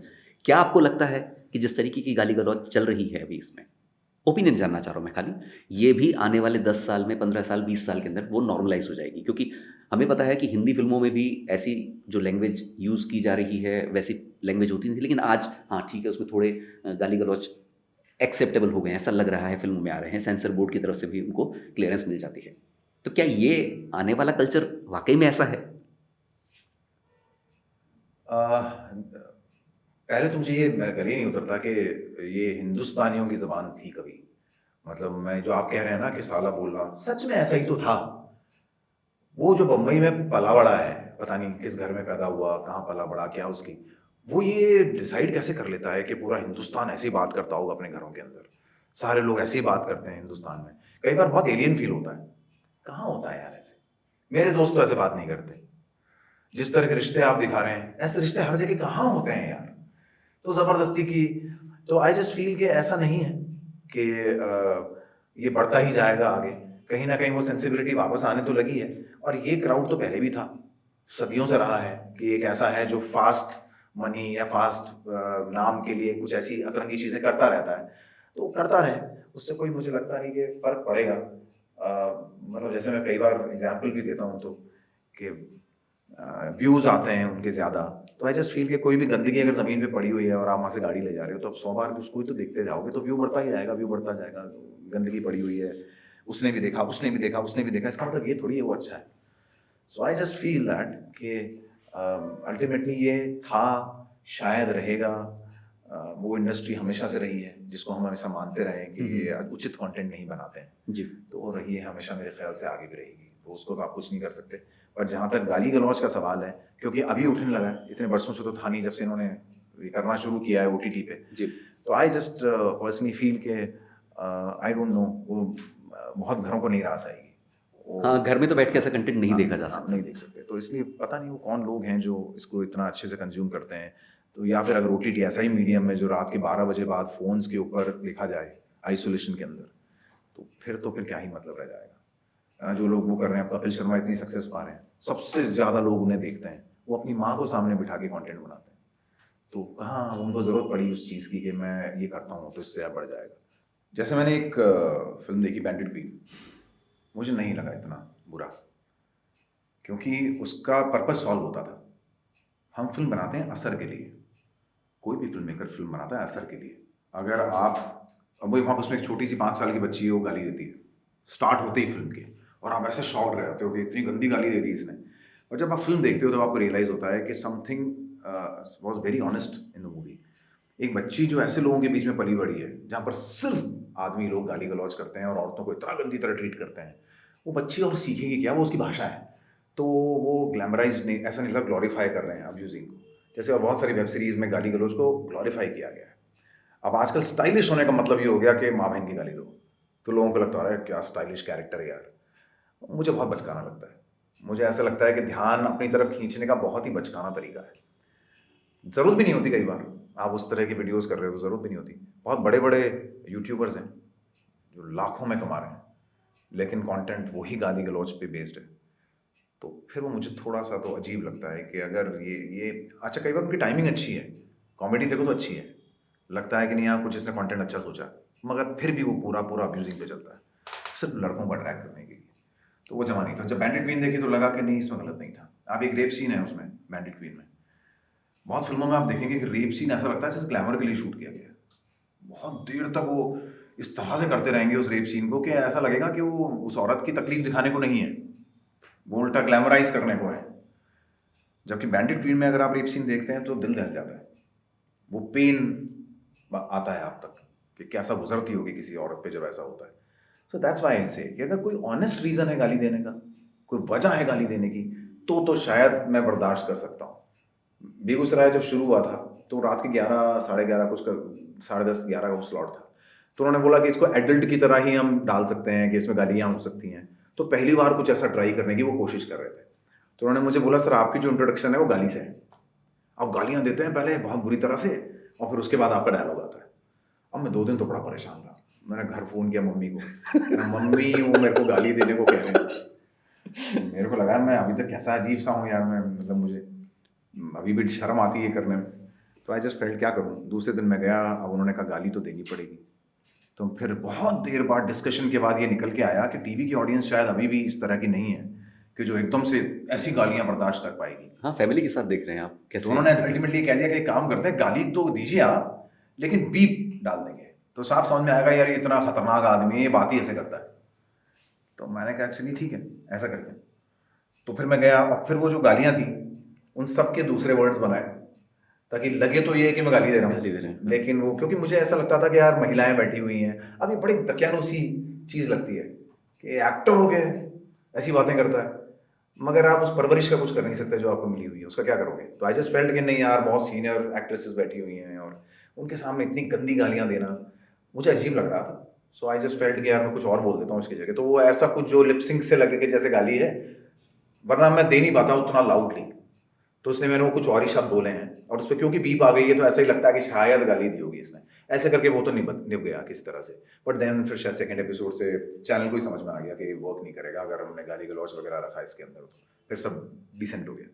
So that's what I am saying कि मेरा तो टेक यही है कि बेवजह बकवास, बेवजह गाली देना बहुत बकवास लगता है, बहुत अजीब लगता है। ठीक है, तो आपने औरों के लिए काम किया, वहाँ जो प्रॉब्लम्स आपने फेस की, जो क्रिएशन आपके दिमाग में चल रहा था, जो थॉट्स आपके चल रहे थे, जयपुर आने के बाद जब आपने खुद ने प्रोडक्शन शुरू किया, आपने शॉर्ट फिल्म जिसके बारे में हमारी बात हुई थी, एक शॉर्ट फिल्म जो थी उसमें शायद आपने अपनी जितनी भी चीज़ें थी वो निकालने की एक बार कोशिश ज़रूर की होंगी, अपनी मर्ज़ी से उसको बनाने की।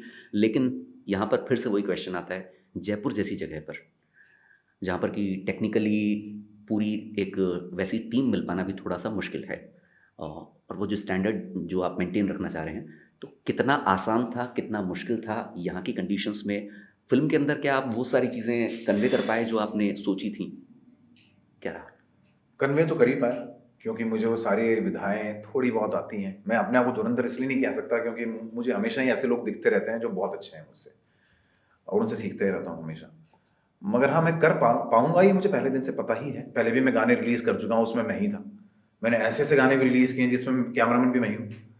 लिटरली मैं रिमोट से ऑपरेट करता था कैमरा, जूम भी रिमोट से ऑपरेट करता था, फोकस भी रिमोट से ऑपरेट करता था, फिर उसके बाद उसको शूट करता था, फिर एडिट करता था, जबकि वो स्पेशल इफेक्ट्स के गाने थे तो बहुत ही अलग तरह से शूट करने ज़रूरी हुआ करते थे कि प्रॉपर आना चाहिए, ये चीज़ प्रॉपर होनी चाहिए, लाइटिंग प्रॉपर होनी चाहिए।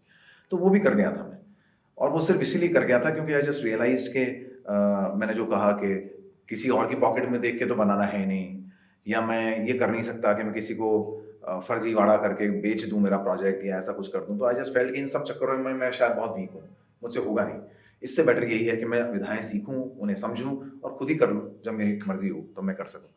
तो डेफिनेटली थोड़ा सा मुश्किल इसीलिए रहा क्योंकि ये वो शहर नहीं है जहाँ लोग यही काम करते हैं।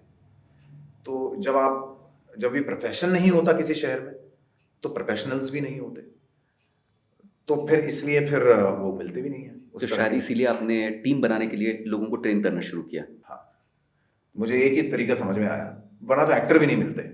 मैं एक्टिंग भी किससे करा, लिटरली दशा ये होती कि मुझे लड़कियों भी लड़कों को ही बनाना पड़ता और ऐसे ही कुछ करना पड़ता।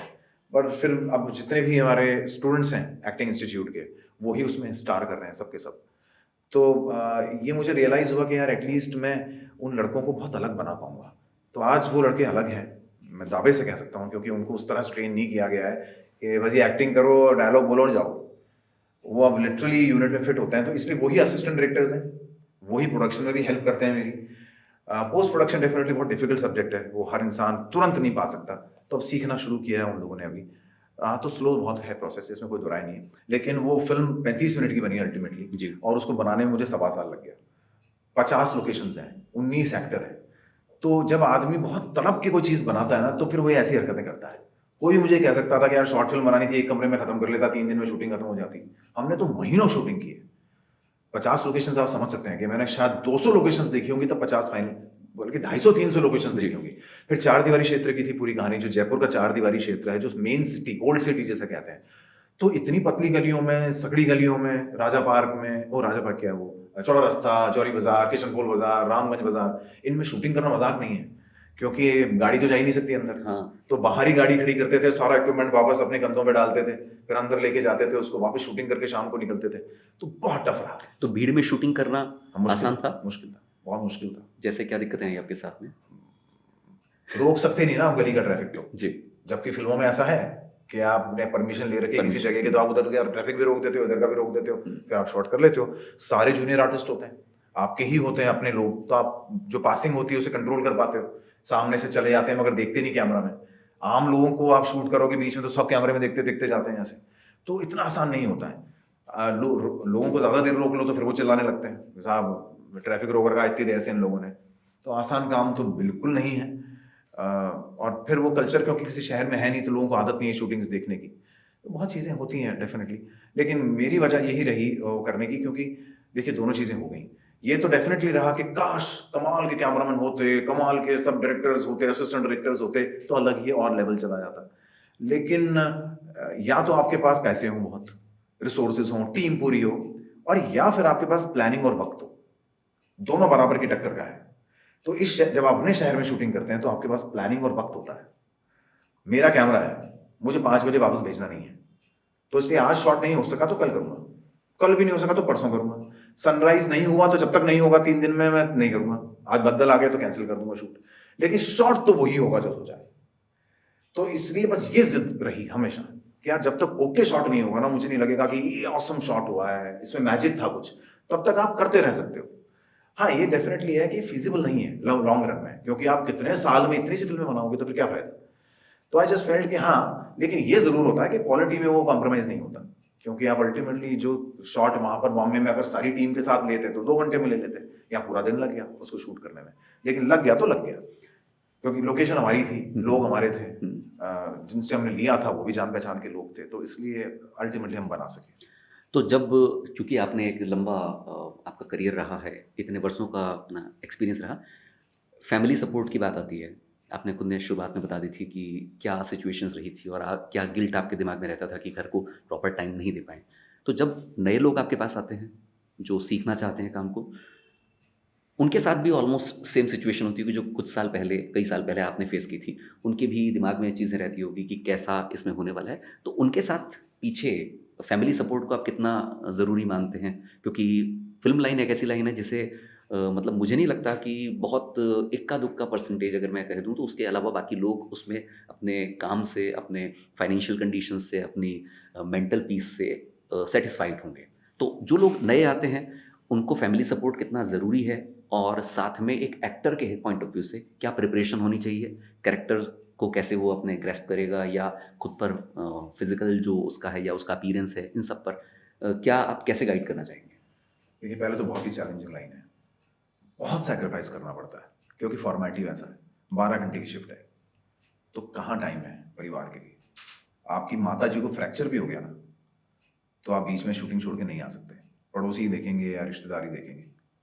और मैंने जब भी कभी मैं यहाँ देखता हूँ, छोटे शहरों में क्या होता है कि शौक है लोगों को, शौक है, प्रोफेशन नहीं है, तो ज़मीन आसमान का फर्क आ जाता है। वो उसी तरह हैंडल करते हैं उस चीज़ को कि शौक है ना हमको, तो बस पार्ट टाइम शौक है। उस शौक में क्या होता है, लेट आए तो चलेगा, नहीं आ सके तो चलेगा, सर आज ऐसे हो गया था, सर आज वैसे हो गया था। बड़े शहरों में, मतलब बम्बई में स्पेशली, मैंने ये देखा कि फ्यूनरल से, अपनी मम्मी के या पापा के फ्यूनरल से लोग सीधा शूट गए हैं।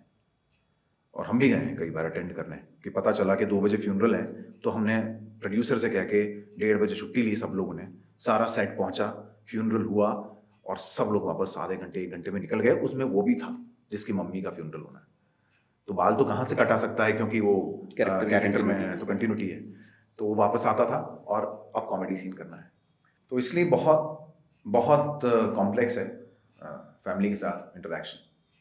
तो ये तो एक्टर्स को फेस करना पड़ता है। और रही बात फैमिली की, तो वो भी ऐसा है मामला कि आई पर्सनली फील बहुत सी चीज़ें हैं जो ये इंश्योर करती हैं कि ये इंश्योर करती हैं कि आप कितना आगे जाएंगे, आपके परिवार का साथ, आपके परिवार का इनपुट क्या हो सकता है, वो भी एक बहुत थिन लाइन है।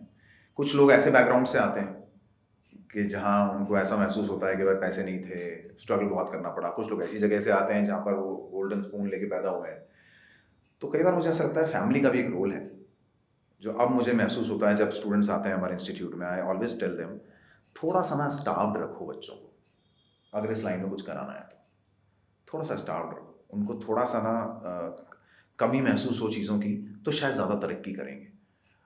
उसकी बहुत बड़ी वजह यह है कि अगर आप उनको सब कुछ देते रहेंगे ना, उसके पास ऐसी वजह नहीं है कि वो किसी भी कीमत पे शाम तक कुछ करे, कल सुबह तक कुछ करे, परसों तक कुछ करे। जिसके पास रोटी नहीं होती ना, वो आदमी, उसको भूख धक्का देती है।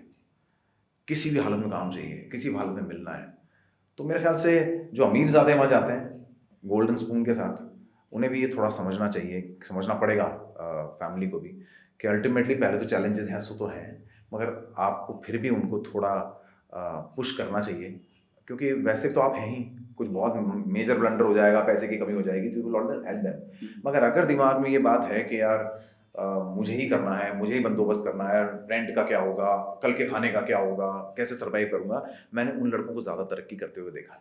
हाँ, मुझे पता है कि हमारे पास ऑप्शन नहीं है, हमें करना है तो सारी मेहनत लगानी है। तो ये मैंने कहा कि ये फैमिली के साथ ना एक बड़े विचित्र सा बॉन्ड है, जहाँ पर फैमिली का भी ये रोल होना चाहिए। हालांकि ये सवाल आपका था नहीं, मैंने फिर भी इस चीज़ को मेंशन करने की कोशिश कर रहा हूँ मैं, कि ये तो चलिए मैंने आपको बता दिया कि लोगों का क्या परिवार के साथ मजबूरियाँ होती हैं, लेकिन परिवार को भी अगर वो चाहते हैं कि कुछ करें अपने बच्चों के लिए इस लाइन में, तो बहुत बार ना मेरे ख्याल से उनको you have to push them. Otherwise वो जो बंदा अपना फ्लैट लेके, अपनी गाड़ी लेके रह रहा है ना वहाँ, उसके पास वजह नहीं है कि वो दूसरी सुबह जाए ऑडिशन में, खड़ा रहे भीड़ के अंदर, किसी भी कीमत पे कुछ भी करके मुझे अपने आप को साबित करना है। क्या साबित करना है? आज नहीं, रेंट भी है, खाना भी है, तो वो गर्लफ्रेंड्स बनाएगा सबसे पहले वहाँ जाके, काम नहीं ढूंढेगा। तो इसलिए कई बार अपने बच्चों को ना थोड़ा लगाम कस के रखना चाहिए उस लाइन के अंदर, वरना बहुत इजी प्रोफेशन क्योंकि है नहीं, तो स्ट्रगल के लिए कोई ना कोई आवेग ही आपको मजबूर करता है। ओके, यहाँ दूसरा जो मेरा क्वेश्चन का जो सेकंड पार्ट था वो ये था कि एक एक्टर की प्रिपरेशन के लिए कैरेक्टर को कैसे वो एनालाइज करे, कैसे अपने अंदर ढाले, क्योंकि इसके अलग अलग मेथड्स होते हैं और जितने लोगों से बात होती है सब एक नया थॉट दे करके जाते हैं। हो सकता है उन सबके थॉट्स में कुछ चीज़ें यूनिक हों।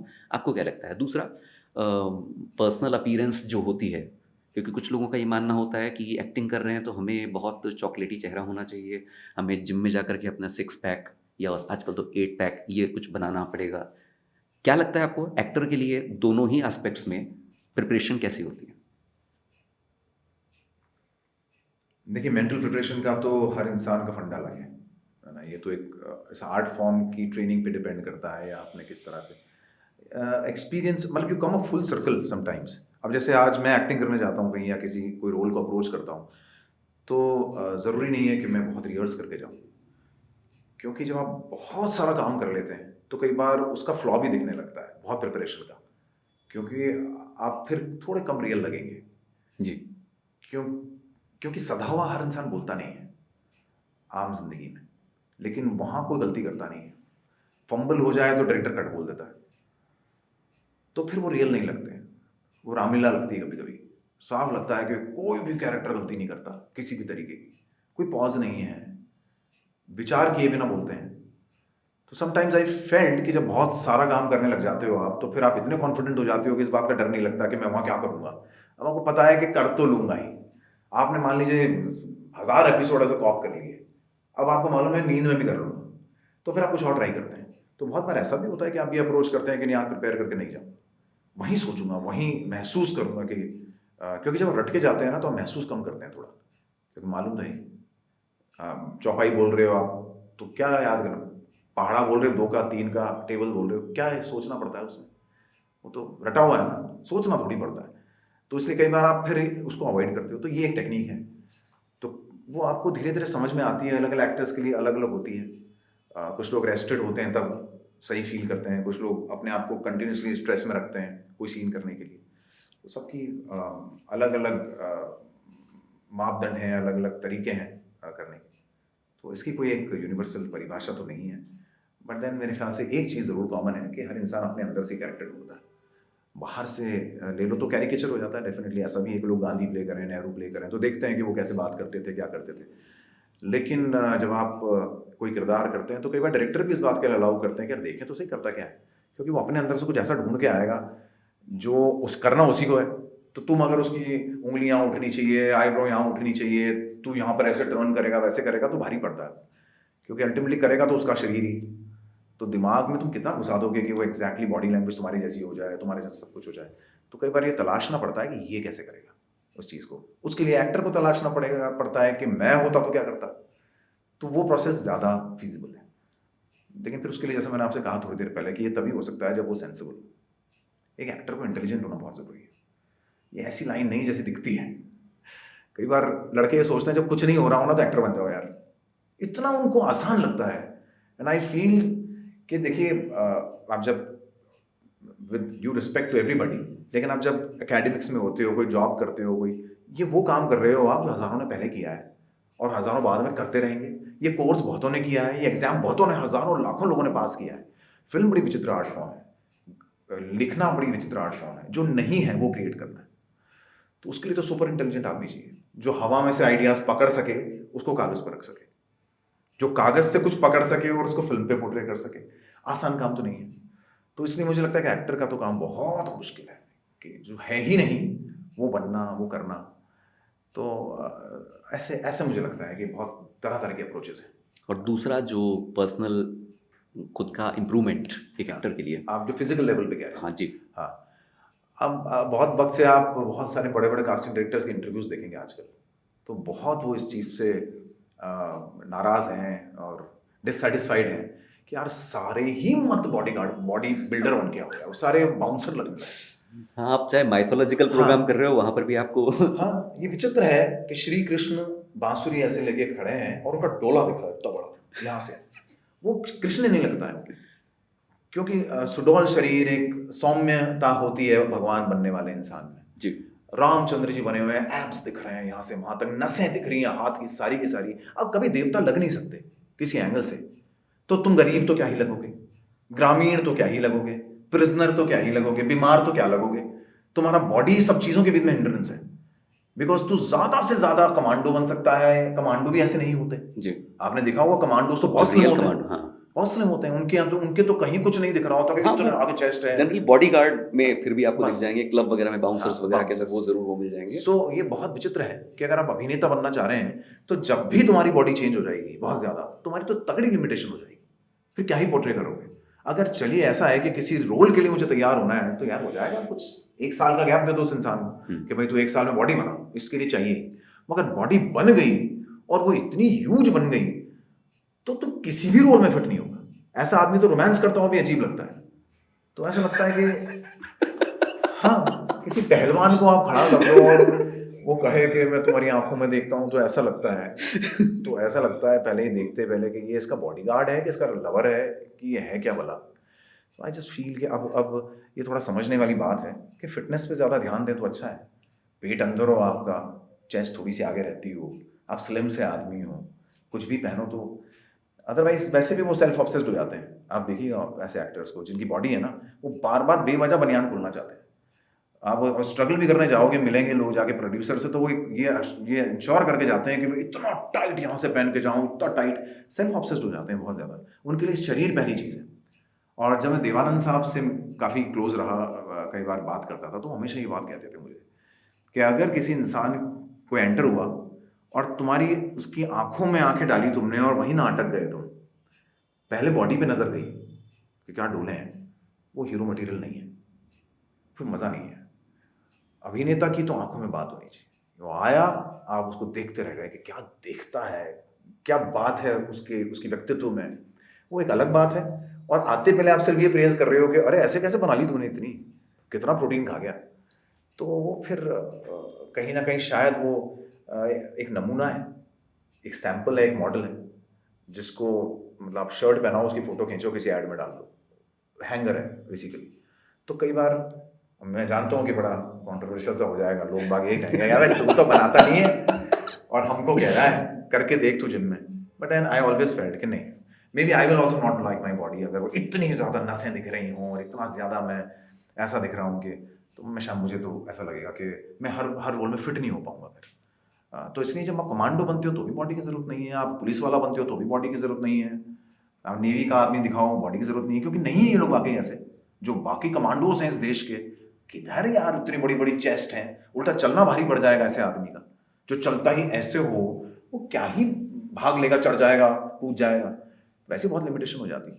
अच्छा, देव साहब का आपने जिक्र किया, उनके साथ फिल्म की थी आपने, कुछ खास ऐसी चीज़ बहुत संक्षेप में जानना चाहूँगा मैं, जो कि आपको याद रही, जो आप शेयर करना चाहते हैं लोगों के साथ।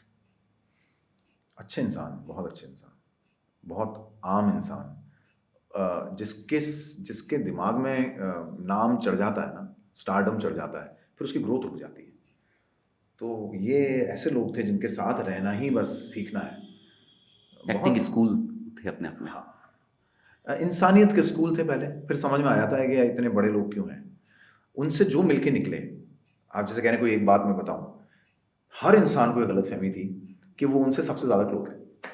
अच्छा। मैं उनके जाने के बाद भी जितनों से मिला, उन सबको ये गलतफहमी थी कि वो मेरे बड़े क्लोज हैं, मैं उनका सबसे ज़्यादा अजीज़ हूँ उनको। ये बड़ी कमाल की कला होती है, जिससे मिल जाओ, मिल लो, वो फ़ैन हो जाए आपका। तो वो ऐसे थे। मुझे ऐसा लगता था कि मुझसे ज़्यादा प्यार ही नहीं करते किसी से, लेकिन जब बाद में लोगों से बात करता था तो लोग कहते थे, सबको यही लगता था कि मुझसे सबसे ज़्यादा क्लोज है, मुझसे बड़े, इतना प्यार से सबसे बात करते थे। तो आई जस्ट फेल्ट कि इतना लंबी जर्नी जो होती है किसी भी इंसान की, और शायद वो अच्छा ही ना आंखों में झलकती है फिर, तो इसलिए वो स्क्रीन पे भी दिखती है। कैमरा बड़ा ऑनेस्ट मीडियम है, आप अच्छे इंसान हो ना, वो दिखेगा जी। कैमरा में, आपकी हर अदा में दिखेगा। एक सवाल जो मेरे दिमाग में आया, बीच में आपने कहा था, उससे ही मेरे दिमाग में एक थॉट आया कि आपने कहा कि एक कॉप का रोल करते करते आपको नींद में भी, जो इंसान जिस प्रोफेशन में होता है उसको ख्वाब, उसको सपने, ड्रीम्स भी वैसे ही आते हैं। आपके साथ भी ऐसा कुछ होता है कि आपने ये कैरेक्टर किया है तो शायद आपके दिमाग में वो चीज़ नींद में भी कभी सपनों में आया हो, कोई कैरेक्टर आपको बहुत ज़्यादा अच्छा लगा हो? हाँ, सपने तो खैर आते ही हैं इस तरीके के, जैसे आप कोई फिल्म कहीं शूट कर रहे हो, कोई किरदार कहीं कर रहे हो। लेकिन पता नहीं, शायद बहुत शुरू से मुझे इस बात का एहसास था, इल्म था कि ये इट्स अ प्रोफेशन, इसको लेके नहीं जाना चाहिए घर। तो और मुझे ज़्यादा अट्रैक्शन उन लोगों की तरफ है, या मैं फैसिनेटेड उन एक्टर्स से हूँ जिनका ऑन ऑफ मैकेनिज्म होता है बहुत ज़्यादा। Okay. उसे सीख लेना चाहिए। उसकी वजह यह है कि आप कैरिड अवे नहीं हो सकते, क्योंकि मीडियम वैसा नहीं है। कट होगा 25 बार, आपको अगर रोने के लिए 1.5 घंटा मूड ऑफ रखना पड़ता है तो आप दुख पाओगे उस लाइन में। तो आपकी एक्टिंग की ट्रेनिंग ऐसी नहीं होनी चाहिए। तो सपने में आ जाए तो बहुत बड़ी बात है। मैं तो ये कहता हूँ कि वो फील भी नहीं रहनी चाहिए सेट से निकलने के बाद। तो जो कहें हम इतना मेथड एक्टिंग करते हैं कि हम तो 10 दिन से प्रिपरेशन करते हैं उस चीज़ की, वो हमारे पे इतनी हावी हो जाती है कि सबकॉन्शियस भी वही रहता है, सपने में भी वही आता है। मैं उस चीज़ से डरता था कि मुझे लगता था यार ये तो बड़ी ज़िंदगी बड़ी, आप सेट पे जाओ और आपको मज़ा क्या आएगा? अगर इतना ज़्यादा पेनफुल जॉब है तो फिर क्यों एंजॉय करोगे? सो आई जस्ट फेल्ट कि हल्का फुल्का लगना चाहिए आपका हर जॉब।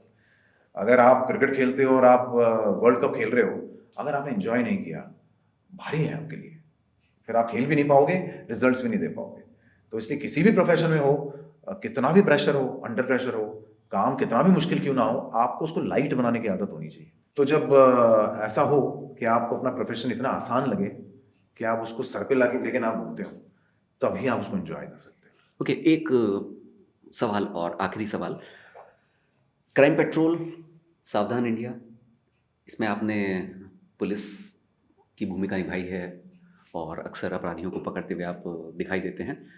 कभी कभी ऐसे कैरेक्टर्स को लेके इंस्पिरेशन तो आती होगी कि अगर मुझे मुझे अथॉरिटी मिलती या मैं तो कुछ चेंज कर सकता।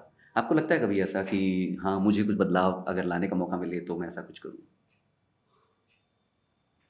हाँ, देखिए, कॉप्स का जो किरदार है ना, जो रोल है, वो वैसे भी चेन में ऐसा नहीं है कि वो डोमिनेट कर सकें कुछ। They are a part of a system जहाँ उनसे ऊपर बहुत कुछ है। जुडिशरी है पहले तो, फिर वहां से कोई ऑर्डर मिलेगा तो आप कुछ कर पाएंगे। अपने लेवल पे तो आप कुछ कर नहीं पाते। क्राइम पेट्रोल के कॉप्स बड़े ऑनेस्ट होते हैं। तो इसलिए उससे उन लोगों ऑनेस्ट को- हाँ, कॉप उनसे ऑनेस्ट कॉप और उससे ज्यादा सीरियस क्राइम को लेने वाले कोई होते नहीं। जी हाँ, तो कोई कई नहीं बार होते। हाँ, हमारे डायरेक्टर्स कई बार ये कहते हैं ना कि इस तरह जाओ कि जैसे मतलब किसी का गम भी सुनाया आपने तो आपका गम हो गया, उसका बच्चा गुम गया तो आपको लगता है अपना ही बच्चा गुम गया, वो आप ऐसे हो रहे हो बिल्कुल कि ढूंढो उसको उधर, ढूंढो उसको उधर, ढूंढो। मेरे को लगता है यार इनके रोज का काम है। अगर एक पुलिस वाला इतना सीरियस हो जाए तो मर जाएगा वो। जी। तो इसलिए ऐसा नहीं है कि कहीं लाश पड़ी है तो आप इतने हाइपर हो जाओगे कि क्या ये किसने किया, ये किसने किया। अब कूल जाते हैं, मालूम है कि यार रोज का काम यही है, तो आप कैसे उसको पैशनेटली करोगे। तो डेफिनेटली जब आप एक्टिंग कर रहे हो तो करते हो क्योंकि आप ऑडियंस को भी अच्छा लगता है कि बड़े पैशनेटली। जिस विश के जैसे क्राइम पेट्रोल के हैं लोग ऑनेस्ट हैं, या आपको पुलिस के पास जाने से डर नहीं लगता है आपको। देखिए, क्योंकि उसकी बहुत बड़ी वजह क्या है, कभी भी आपको जब ये धमकी देता है ना कोई इंसान कि बताऊंगे तेरे को, कोई पुलिस वाला ही आपको मान लीजिए कर रहा है ऐसा सड़क के बीच में कि बताऊंगे तेरे को, वो ये कभी नहीं कह रहा कि तू गलत है इसलिए मैं तेरी ऐसी तैसी कर सकता हूं, या मेरे पास पावर है कि मैं तेरी गलती रोक सकूं इसलिए ऐसी तैसी कर सकता हूं ना। वो ये कह रहा है देख मैं अपनी पावर को मिसयूज कर सकता हूं। जब भी कोई ये कहेगा, या कोई लॉयर है, अब जैसे मेरे साथ ही हुआ है ऐसा कि मेरा मकान एक लॉयर ने दबा रखा है, एक कोई किराए पे हमने दिया था, वो दबा के बैठा हुआ है। Now he is misusing his power, क्योंकि जानता नहीं है मैं क्या कर सकता हूं तेरे साथ।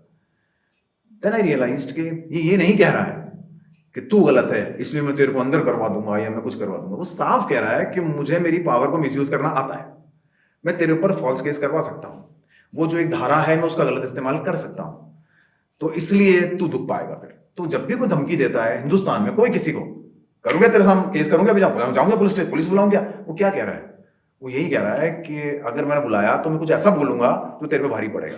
क्योंकि जुडिशरी, हमारे लॉज ही ऐसे हैं कि कोई झूठ बोल दे तो उसको ये सत्य साबित करने में सालों लग जाते हैं कि सर मैंने नहीं किया था ये। तो जब कोई किसी को धमकी देता है तो 90% केस तो वहां हो ही नहीं सकता जब मैंने गलती ना की हो। मगर गलती ना करके भी आपको डर लगता है इस देश में, क्यों? क्योंकि आपको मालूम है कि सामने वाला अपनी पावर का इस्तेमाल कर सकता है, गलत इस्तेमाल कर सकता है। तो कभी भी किसी ऐसे कॉप से डर नहीं लगेगा आपको जो ऑनेस्ट है, क्योंकि मैं उसको बता दूंगा मैंने किया ही नहीं सर, और वो कह देगा ओ सॉरी, अच्छा नहीं किया जाओ। आपको मालूम है ना कि वो अगर फंसा देगा तो बहुत भारी पड़ेगा। तो वहां मुझे कई बार लगता है कि देश में एक तो जुडिशरी का स्ट्रांग होना बहुत जरूरी है। ये जो प्रोविजंस कुछ बहुत ही बिना सोचे समझे बना दिए गए हैं कि एक आदमी बस कंप्लेन करेगा और केस रजिस्टर हो जाएगा। अब आपको ये साबित करने में सालों लग जाएंगे कि वो झूठ बोल रहा है, मैंने नहीं किया था सर ऐसा, वो झूठ बोल रहा है। प्रोविजन है कि अगर किसी किराएदार ने जाके मकान मालिक के खिलाफ कुछ कह दिया उसी दिन स्टे ऑर्डर मिल जाता है उसको, ये पूछे बिना कि जो बकवास कर रहा है ये सच भी कर रहा है कि नहीं, आपने गाली दी थी कि नहीं, आपने उसको धमकाया था कि नहीं, आपने बिजली पानी काटने का धमकी दी थी कि नहीं, कुछ नहीं। एक फर्मा होता है, जज भी पढ़ता होगा तो उसको एक सेकंड में समझ में आया था कि दिमाग तो लगा ले तू, तेरा वही लिख दिया तूने जो 100 और लिख के लाए थे और जो इंटरनेट पे अवेलेबल है जी, तो फर्मे में भर दिए बस नाम पते, और वो अब जुडिशरी उनको सपोर्ट करेगी आपकी ऐसी तैसी करने के लिए कि अब तू बैठा आराम से घर में, अब हम इसको जीने नहीं देंगे, पहले तो तू उसके घर में बैठ जा, निकल मत आराम से। फिर इसको साबित करना पड़ेगा आज से साल, 1.5 साल, 2 साल बाद कि सर ऐसा हुआ ही नहीं था, ये झूठ बोल रहा है, ये मेरा घर है। तो ये कितना विचित्र है। जैसे मेरे केस में हुआ कि 11 महीने के एग्रीमेंट में वो 11 महीने रह चुका, फिर भी वो चला गया।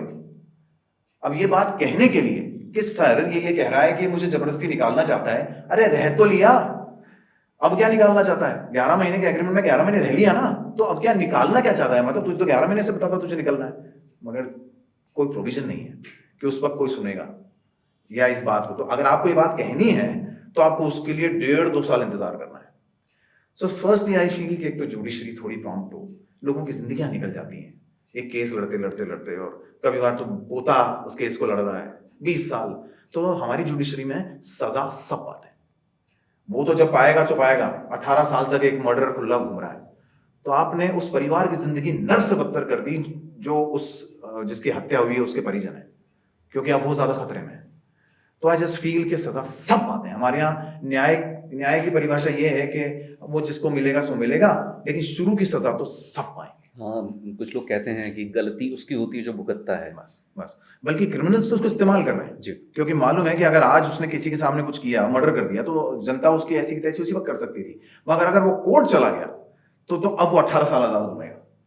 तो इसलिए बेसिकली क्रिमिनल्स यूज कर रहे हैं इसको एज अ टूल, और जो बेगुनाह है उसको तो एक दिन भी तकलीफ नहीं होनी चाहिए थी। सेटअप तो यही होना चाहिए था कानून के, भाई जो बेगुनाह था उसको किस बात की तकलीफ, मगर वो अगर अगले 18 साल तक अदालत के दरवाजे खटखटाता फिरेगा, तो आपने सजा तो उसको बेवजह की दी, किसी को आपने अंदर ही डाल दिया है, और आप 4 साल बाद 5 साल बाद कहते हैं इसके ऊपर तो ये सेक्शन लगता ही नहीं था। यार वो रह लिया यार 5 साल अंदर, अब निकला तो आप ये कह रहे हैं आपने न्याय किया, उसने तो भुगत लिया ऑलरेडी। तो एक तो वो, और दूसरा मुझे लगता है कि एक तो थोड़ा ईमानदार हो जाए तो अच्छा है। जब ये आपके फोन में सारा दिन आते हैं ना कि फलाना बैंक से बोल रहे हैं, आपकी एक एफडी वहां पर है, उसको वहां से निकलवा लीजिए, आपका एक पार्सल आया हुआ है, तो बड़ा होता है। क्योंकि आप कभी उस तरफ के लोग देखेंगे ना, तो ये वही लड़के हैं जो यूथ हैं इस देश के, 2 पैर सही हैं उनके, 2 हाथ सही हैं, वो फिर भी हरकत कर रहे हैं फोन के उस तरफ बैठ के। इतने भूखे नंगे हम कब हो गए यार कि ईमान बिल्कुल ही चला गया। मेहनत कर लेता यार, दिहाड़ी का मजदूर बन जाता, 500 रुपया महीने का कमा लेता, लेकिन ये किसकी औलादें हैं जिनको शर्म ही नहीं आती है करते हुए कि हम यूएस के बुजुर्ग लोगों को लूट रहे हैं। वो देश आज हम पे धिक्कारते हैं कि इंडियंस तो होते ही ऐसे, तो बड़ी शर्म आती है कि इंडियंस ऐसे होते हैं। आज के पेपर में था वो जो पार्सल स्कैम आजकल चल रहा है कि वो कोई कंट्री में बैठ करके चाइना के उन्होंने उनको किया है, जिसमें इंडियंस कॉल करते हैं, मतलब पूरी दुनिया के अंदर कोई कहाँ लूट रहा है, कोई कहाँ लूट रहा है। वो जाम तारा भी एक वेब सीरीज बनी है, वो सब उसके ऊपर, तो बड़ा दुख होता है ये देख के। और पुलिस को भी पता है, क्योंकि फॉरेन के जो हैकर्स हैं उन लोगों ने इनके कैमरे भी हैक कर लिए हैं, इनके लैपटॉप भी हैक कर लिए हैं, पुलिस को सबूत भी भेज दिए हैं, मगर वो चल रहे हैं। तो फिर ये दूसरा, फिर एक तो वो करप्ट थे, यहाँ भी कुछ एक्शन नहीं हो रहा उनके ऊपर। तो समटाइम्स ऐसा लगता है कि जब हमारे देश के बारे में कोई ऐसी बात करता है ना, तो बहुत दुख होता है कि कहीं वो ईमानदारी तो हिल गई है। और अक्सर लोग ये कहते हैं कि शायद इसलिए ईमानदारी नहीं है लोगों में क्योंकि गरीबी बहुत है इस देश के अंदर। कई बार लोग कहते हैं कि इसलिए ईमानदारी नहीं है लोगों में कि गरीबी बहुत ज़्यादा है देश में, बट आई फील कि ऐसा भी नहीं है, क्योंकि जिनके पास वर्दी है, जिनके पास सरकारी नौकरी है, पेंशन का प्रोविजन है, सरकार ने इतनी फैसिलिटीज दे रखी, वो भी रिश्वत ले रहा है, तो ये तो झूठ है। गरीब तो नहीं है, इससे ज़्यादा क्या कर सकती है सरकार आपके लिए कि आपको वर्दी दे दी है, फिर भी आप वही कर रहे हो कि कहीं 150 इधर से ले रहे हो, 500 इधर से ले रहे हो। तो आई जस्ट फील कि कहीं ना कहीं रगों में आ गया है शायद, अब उससे निकल जाएं तो बहुत चीज़ें बदलनी चाहिए, चीज़ें बिल्कुल बदलनी चाहिए। या इंसानी तौर पे तो ये समझने की कोशिश करें यार, इसका भला कर रहे हैं ऐसा करके। और बड़ा आप कभी है ना अपने आप को एक तीसरे कैमरे की नज़र से ज़रूर देखें, तो आपको रियलाइज़ होगा कि आप कितने छिछोरे नज़र आते हैं हरकत करते हुए, कितने घटिया नज़र आते हैं। जब आपकी नीयत सिर्फ इसी चीज़ पे चल रही होती है कि इसकी जेब से कुछ निकलवा लो, अरे यार वो तो चलो जेब कतरा था, उसके पास कुछ ऑप्शन नहीं था, तू तो सरकारी नौकर है, तेरे को भी अगर ये करना है तो फिर इसका मतलब तो फितरत ही है, और जितनी बढ़ा दो इनकी पगार ये फिर भी वही करेंगे। तो आई जस्ट फील कि कहीं ना कहीं काश देश ऐसा हो जाए कि हम सबको इस बात से तकलीफ हो और हम खुद ही निपटना शुरू कर दें। तो करके दिखाए ऐसा, पता तो सबको ही होता है बहुत चीज़ें, लेकिन हम भी उसके पार्ट बन जाते हैं। चलो अब ये तो चलता ही है, दे दे 100 रुपये दे दे उसको। तो एक आदमी जो वर्दी पहन के बैठा है, जब वो 100 रुपये में बिकता है, तो चलिए वर्दी की तो बेइज्जती है ही, देश की भी है, मगर हम भी तो उसी कौम का हिस्सा है, इंसानियत की भी साथ में बेइज्जती है। तो बेइज्जती तो हमारी भी है कि he is also an Indian, I am also an Indian. हाँ, हमारे देश में ऐसा ही होता है, हमारे देश में ऐसे ही होता है। अरे यार इससे बुरा क्या हो सकता है, कैसे हो सकता है हमारे देश में ऐसा नहीं होना चाहिए। बोलो। तो हमने बहुत सारी बातें की, और बहुत सारी बातें ऐसी हैं जो अभी और हो सकती हैं, लेकिन अभी थोड़ा टाइम हमें इजाज़त इस बात की नहीं देता है। तो आपने हमसे बात की, आपका बहुत बहुत शुक्रिया। और मेरे हिसाब से ये जो पूरी डिस्कशन था, ये अगर कोई स्टूडेंट्स हैं जो सीखना चाहते हैं फिल्म मेकिंग के जो एस्पेक्ट्स हैं एक्टिंग के बारे में, उनके लिए भी ये बहुत हेल्दी डिस्कशन रहा, काफ़ी कुछ सीखने को उनको भी मिलेगा। आप हमारे साथ आए, आपका बहुत बहुत शुक्रिया। बहुत बहुत शुक्रिया मुझे बुलाने के लिए, यादगार रहेगा ये पल मेरे लिए हमेशा, और उम्मीद करते हैं हम फिर मिलते रहेंगे, बातें करते रहेंगे बहुत विषयों पे। Thank you. तो आज हमने बात की मल्टी टैलेंटेड एक्टर दर्शन दवे से। इंडस्ट्री के कुछ इंसाइट्स जाने। आई एम श्योर उनके एक्सपीरियंसेस इंडस्ट्री में आने का सपना देखने वाले एस्पिरेंट्स के लिए वाकई में काफ़ी हेल्पफुल रहेंगे। द वाइब्रेंट टॉक्स के अगले एपिसोड में एक दूसरे स्पेशल गेस्ट के साथ हम रूबरू होंगे। बने रहिए हमारे साथ।